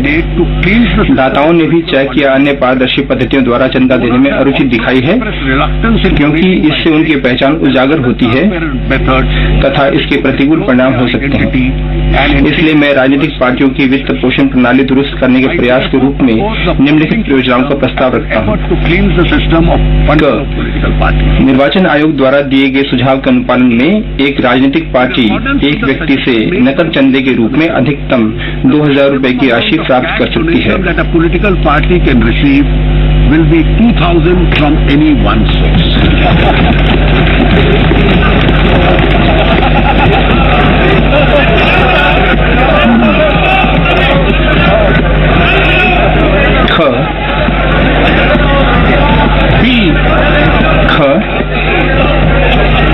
राजनीतिक पार्टियां अपने दाताओं से चेक या डिजिटल माध्यम से चंदा प्राप्त करने के लिए पात्र होंगी। B. Political parties will be entitled to receive donations by check or in the digital mode from their donors. अतिरिक्त उपाय के रूप में भारतीय रिजर्व बैंक अधिनियम में संशोधन किए जाने का प्रस्ताव है जिससे कि भारत सरकार द्वारा इस संबंध में बनाई जाने वाली किसी योजना के अनुसार चुनावी बॉन्ड जारी किए जा सकें। इस योजना के अंतर्गत दाता केवल चेक या डिजिटल भुगतानों के तहत प्राधिकृत बैंकों से बॉन्ड खरीद सकता है। ये बॉन्ड पंजीकृत राजनीतिक पार्टी के निर्दिष्ट और पंजीकृत खाते में ही परिशोध्य होंगे। ये बॉन्ड पंजीकृत राजनीतिक पार्टी के निर्देश और पंजीकृत खाते में ही परिशोध्य होंगे। इन बॉन्डों को बॉन्ड जारी करने से निर्धारित समय सीमा के भीतर ही परिशोध्य कराया जाएगा। In accordance with the provisions of the Income Tax Act, जो वर्तमान संशोधन है, the existing amendment to political राजनीतिक पार्टी है, payment of income tax would be available। ये इसके लिए अनेक शर्तें होंगी और इस सुधार से काले धन के सृजन को रोकते हुए राजनीतिक वित्त पोषण में और अधिक पारदर्शिता और जवाबदेही आएगी। While preventing future generation of black money, ease of doing business। कर वंचन विरोधी उपाय के रूप में 2012 के वित्त अधिनियम में संबंधित उद्यमियों के संबंध में घरेलू अंतरण मूल्य निर्धारण के प्रावधान का उल्लेख किया गया था। तब से घरेलू मूल्य निर्धारण के अंतर्गत कवर किए गए उद्यमियों की संख्या में उल्लेखनीय ढंग से बढ़ोतरी हुई है, जिससे लंबी जांच पड़ताल की आवश्यकता हुई, जिससे घरेलू कंपनियों को कठिनाई हुई। घरेलू अंतरण मूल्य निर्धारण उपबंधों के कारण अनुपालन को कम करने के उद्देश्य से घरेलू अंतरण कीमत निर्धारण के कार्य क्षेत्र को सीमित करने का प्रस्ताव करता हूं कि पार्टी लेन देन से संबंधित उद्यमों में से केवल एक उद्यमी ही विनिर्दिष्ट लाभ संबंधी कटौती प्राप्त कर सकता है। party transaction enjoying specified profit। मैं उन व्यावसायिक उद्यमों की लेखा परीक्षा के लिए प्रारंभिक सीमा 1 करोड़ रुपए से बढ़ाकर 2 करोड़ रुपए तक का प्रस्ताव करता हूं जो उन्मत्त आय योजना का विकल्प चुनते हैं। इसी प्रकार व्यष्टियों और हिंदू अविभाजित परिवारों के लिए भयों के रखरखाव की प्रारंभिक सीमा 10 लाख टर्नओवर से बढ़ाकर 25 लाख अथवा आय को 1.2 लाख से बढ़ाकर 2.5 लाख की जा रही है। वर्ष 2012 में आयकर अधिनियम को भारतीय परिसंपत्तियों से अत्यधिक मूल्य प्राप्त करने वाली किसी विदेशी कंपनी में शेयरों या ब्याज के अंतरण संबंधी लेन देनों पर कराधान का प्रावधान करने के लिए संशोधित किया गया था। विदेश में सिर्फ भारत आधारित कंपनियों में निवेश करने वाले भारत आधारित निधियों के निवेशकों के स्टेक के अंतरण के मामले में इस प्रावधान के कारण उत्पन्न कुछ कठिनाइयों के बारे में आशंकाएं व्यक्त की गई हैं। Investors of India based funds located abroad. इन कठिनाइयों को समाप्त करने के उद्देश्य से मैं श्रेणी 1 एवं 2 के विदेशी पोर्टफोलियो निवेशक को अप्रत्यक्ष अंतरण उपबंध से छूट प्रदान करने का प्रस्ताव रखता हूं। हमारे यह स्पष्टीकरण जारी करने का भी प्रस्ताव है कि भारत में कर प्रभारी निवेश के शोधन या बिक्री के परिणाम स्वरूप या इससे उत्पन्न, परंतु भारत से बाहर शेयरों के शोधन या ब्याजों के मामले में अप्रत्यक्ष अंतरण प्रावधान लागू नहीं होंगे। और arising out of the redemption of sale और इन्वेस्टमेंट आज तक व्यष्टि बीमा एजेंटों को देय कमीशन में 5% TDS की कटौती की जा रही है, चाहे उनमें से कुछ की आय ही कर योग्य सीमा से कम ही हो। हम उन्हें TDS की आवश्यकता से छूट प्रस्ताव करने का प्रस्ताव करते हैं। उन्हें इस शर्त के अधीन स्वघोषणा करनी होगी कि उनकी आय कर योग्य सीमा से कम है। Filing self declaration. पिछले वर्ष मैंने 50 लाख प्रति वर्ष की आय वाले व्यवसायियों के लिए अनुमानित कराधान की नई योजना की घोषणा की थी। ऐसे निर्धारण के संबंध में अग्रिम कर के भुगतान के संबंध में उन्हें 4 किश्तों के स्थान पर 1 किश्त में भुगतान करने का लाभ दिया जा रहा है। They are being given the benefit in terms of payment of advance tax. जनता के लिए धन वापसी दावे में तेजी लाने के लिए संशोधित कर विवरणी के समय सीमा को वित्त वर्ष पूरा होने से कम करके विवरणी फाइल करने की समयावधि के समान 12 माह तक किया जा रहा है। Tax return is being reduced. साथ ही आकलन जांच के पूरा होने की समय सीमा भी निर्धारण वर्ष 2018-19 के लिए 21 माह से कम करके 18 माह और निर्धारण वर्ष 2019-20 एवं उससे आगे और कम करके 12 माह की जा रही है। 18 months for the assessment year 18-19 and 12 months for the assessment year 19। मैं अब एक महत्वपूर्ण परिवर्तन पे आ रहा हूँ। I now come to an important जो व्यक्तिगत आय कर पर है। जबकि सरकार कर अपवंचन करने वाले और अधिक लोगों को कर नेट के दायरे में लाने की कोशिश कर रही है। कराधान का वर्तमान बोझ प्रमुखतः ईमानदार करदाताओं और वेतनभोगी कर्मचारियों पर है, जो अपनी आय को सही रूप में दर्शाते हैं। अतः विमुद्रीकरण पश्चात इस वर्ग के लोगों की यह आशा जायज है कि उनके कराधान के बोझ को कम किया जाए।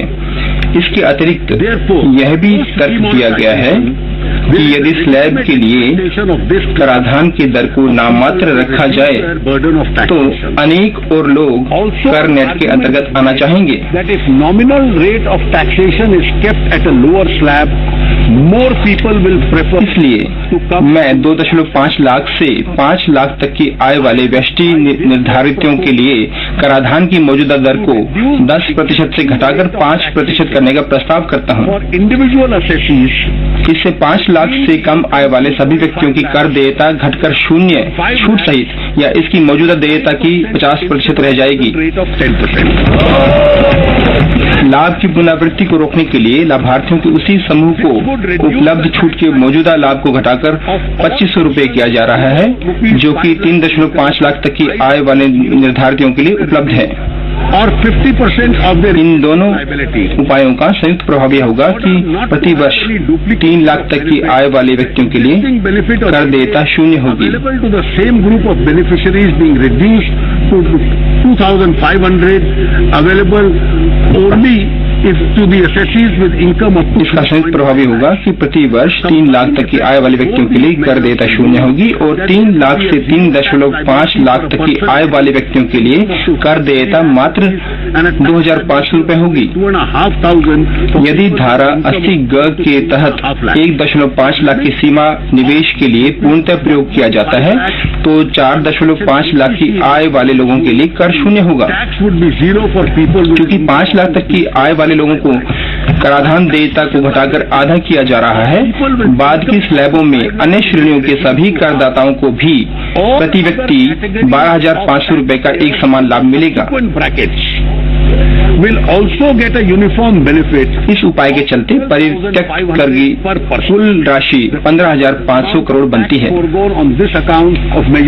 इस राहत के कारण होने वाली राजस्व हानि के कुछ भाग की प्रतिपूर्ति के लिए मैं उन व्यक्तियों पर देय कर का 10% अधिभार के रूप में लगाने का प्रस्ताव करता हूं जिनकी वार्षिक कर योग्य आय 50 लाख और 1 करोड़ के बीच में है।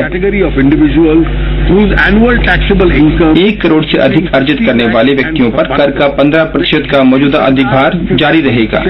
इससे 2700 करोड़ रुपए का अतिरिक्त राजस्व प्राप्त होने की संभावना है। कर नेट को और व्यापक बनाने के लिए व्यावसायिक आय से इतर 5 लाख तक की कर नेट को और व्यापक बनाने के लिए व्यावसायिक आय से इतर 5 लाख तक की कर योग्य आय वाले व्यक्तियों के लिए आयकर विवरणी के रूप में भरे जाने के लिए एक पृष्ठीय फॉर्म लाने की भी हमारी योजना है। इससे अतिरिक्त इस श्रेणी का कोई भी व्यक्ति जो प्रथम बार आय कर विवरणी भरता है प्रथम वर्ष में किसी जांच के अध्ययन तब तक नहीं होगा जब तक कि उसके उच्च मूल्य के लेन देन के बारे में विभाग के पास विशिष्ट सूचना उपलब्ध न हो।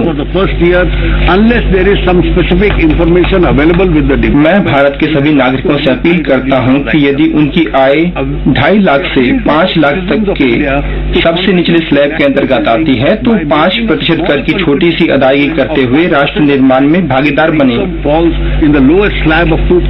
कर कानून में संशोधन के लिए कुछ अन्य महत्वपूर्ण प्रस्ताव जिनका मेरे भाषण में उल्लेख नहीं हुआ है इस भाषण के अनुबंध 3 में दिए गए हैं। एक काफी प्रगति GDP के बारे में ही है और वस्तु एवं सेवा कर में GST के लागू करने की दिशा में पर्याप्त प्रगति हुई है जो कि स्वतंत्रता के बाद अब तक का सर्वाधिक बड़ा कर सुधार है। संविधान का 101वां संशोधन अधिनियम 2016 के अधिनियमों से लेकर अब तक इस अभूतपूर्व सुधार के लिए प्रारंभिक कार्य सरकार की सर्वोच्च वरीयता रही है। इस संदर्भ में राज्यों और केंद्रीय उत्पाद शुल्क और सीमा शुल्क बोर्ड दोनों की ओर से अधिकारियों की अनेक टीमें मॉडल GST कानून और नियमों और अन्य ब्यौरों को अंतिम रूप देने के लिए अथक रूप से कार्य कर रही है। सरकार ने अपनी ओर से संवैधानिक संशोधन अधिनियम के विभिन्न उपबद्धों को तुरंत प्रभाव से लागू किया है जिसमें GST परिषद का गठन भी शामिल है। अब तक GST परिषद में GST के कर ढांचे की व्यापक रूपरेखा, समझौता योजना के लिए न्यूनतम छूट और मानदंड, GST को लागू करने के कारण राज्यों को दी जाने वाली प्रतिपूर्ति संबंधी विवरण, नमूना GST कानून के मसौदे के परीक्षण, एकीकृत details of compensation for state, GST कानून और प्रतिपूर्ति कानून और GST के लिए प्रशासनिक तंत्र सहित GST से संबंधित विभिन्न मुद्दों पर चर्चा करने के लिए 9 बैठकें आयोजित की हैं। इस महान सदन में यह सूचित करते मेरा सौभाग्य है कि GST परिषद ने उत्साहवर्धक बहस और चर्चाओं के बाद लगभग सभी सहमति आधारित मुद्दों पर अपनी सिफारिशों को अंतिम रूप दिया है। GST के लिए सूचना प्रौद्योगिकी प्रणाली की तैयारी भी निर्धारित समयानुसार चल रही है। GST के लिए व्यापार और उद्योग तक पहुंच बनाने के व्यापक प्रयास 1 अप्रैल 2017 से प्रारंभ होंगे ताकि व्यापार और उद्योग जगत को नई कराधान प्रणाली के प्रति जागरूक किया जा सके। केंद्रीय उत्पाद शुल्क और सीमा शुल्क बोर्ड के माध्यम से केंद्र सरकारी संघवाद के मूल मंत्र से समझौता किए बिना निर्धारित समयानुसार GST के क्रियान्वयन के लक्ष्य को हासिल करने के लिए निरंतर प्रयासरत रहेगा। GST को लागू करने से कर नेट के विस्तार के कारण केंद्र और राज्यों दोनों को और अधिक कर प्राप्त होने की संभावना है। हमने उत्पाद शुल्क और सेवा कर की वर्तमान व्यवस्था में अधिक परिवर्तन नहीं करने का निर्णय किया है क्योंकि इन्हें शीघ्र ही GST द्वारा प्रतिस्थापित किया जाना है। रैपिड जून 2016 में आयोजित अधिकारियों की राजस्व ज्ञान संगम नामक वार्षिक सभा में प्रधानमंत्री ने रैपिड, जिसका अर्थ है राजस्व, उत्तरदायित्व, सत्यनिष्ठा, सूचना और डिजिटाइजेशन के प्रस्ताव के रूप में कर प्रशासन में सुधार लाने की इच्छा जाहिर की थी। यह उस प्रस्ताव से कर विभाग की कार्यनीति सूक्ष्म रूप से प्रतिबिंबित होती है जो अब निर्धारित कर दी गई है। चूंकि राजस्व विभाग हमेशा एकाग्र रहा है, हम कर निर्धारण में मानव हस्तक्षेप को दूर करने के साथ साथ कर अपवंचन को रोकने के लिए सूचना प्रौद्योगिकी को अधिकतम प्रयोग में लाने का प्रयास कर रहे हैं। हम आने वाले वर्षों में ई निर्धारण के लिए अपने प्रयासों में और तेजी लाएंगे। Flood tax avoidance. We will try and minimize our effort for e-assessments we will try and maximize हम इन हाउस और आउटसोर्स दोनों तरीके से डाटा जुटाने की क्षमता का अधिकाधिक प्रयोग भी कर रहे हैं। भूल चूक के विशिष्ट कार्य के प्रति कर विभाग के अधिकारियों में अधिक उत्तरदायित्व को प्रवर्तित करने की भी हमारी योजना है। मैं प्रत्येक को आश्वस्त करना चाहता हूं कि ईमानदार कानून पालक व्यक्ति के साथ गरिमापूर्ण और भद्र व्यवहार किया जाएगा। अध्यक्ष महोदय, छूटों इत्यादि के लिए मेरे प्रत्यक्ष कर प्रस्तावों के परिणाम स्वरूप फलस्वरूप 22,700 करोड़ की राजस्व हानि होगी, परंतु अतिरिक्त संसाधन जुटाने के प्रस्ताव के लिए 2,700 करोड़ की राजस्व लाभ की गणना करने के पश्चात प्रत्यक्ष कर में निबल राजस्व हानि 20,000 करोड़ की होगी। मेरे अप्रत्यक्ष कर प्रस्ताव में कोई विशेष हानि या लाभ नहीं है। No significant loss or gain on account. I have outlined in the budget proposals under an overarching agenda, transform, energize and clean India. Our emphasis will now be on implementing all these proposals for the benefit of farmers and the poor and the underprivileged sections of our society. Madam Speaker, it is said, when my aim is right, when my goal is in sight, the winds favor me and I fly. अध्यक्ष महोदय, ये कहा जाता है कि जब मेरा उद्देश्य सही हो, जब मेरा लक्ष्य मेरे सामने हो, माहौल मेरे पक्ष में हो, मैं उड़ान भरूं। इसके लिए आज के दिन से बेहतर कोई और दिन नहीं है।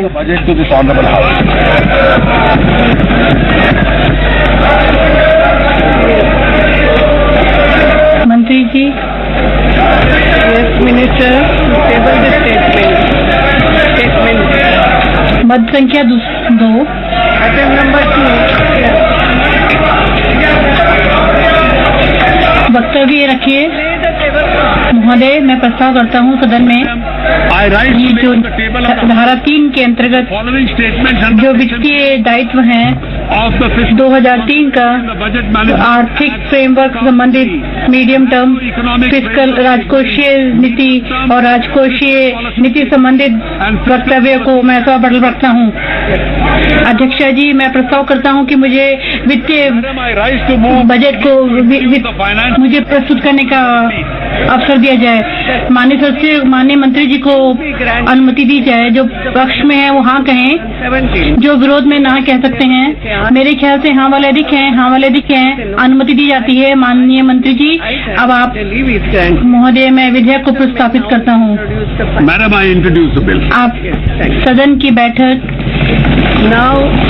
शुक्रवार को 3 फरवरी को 11 बजे तक के लिए स्थगित की जाती है।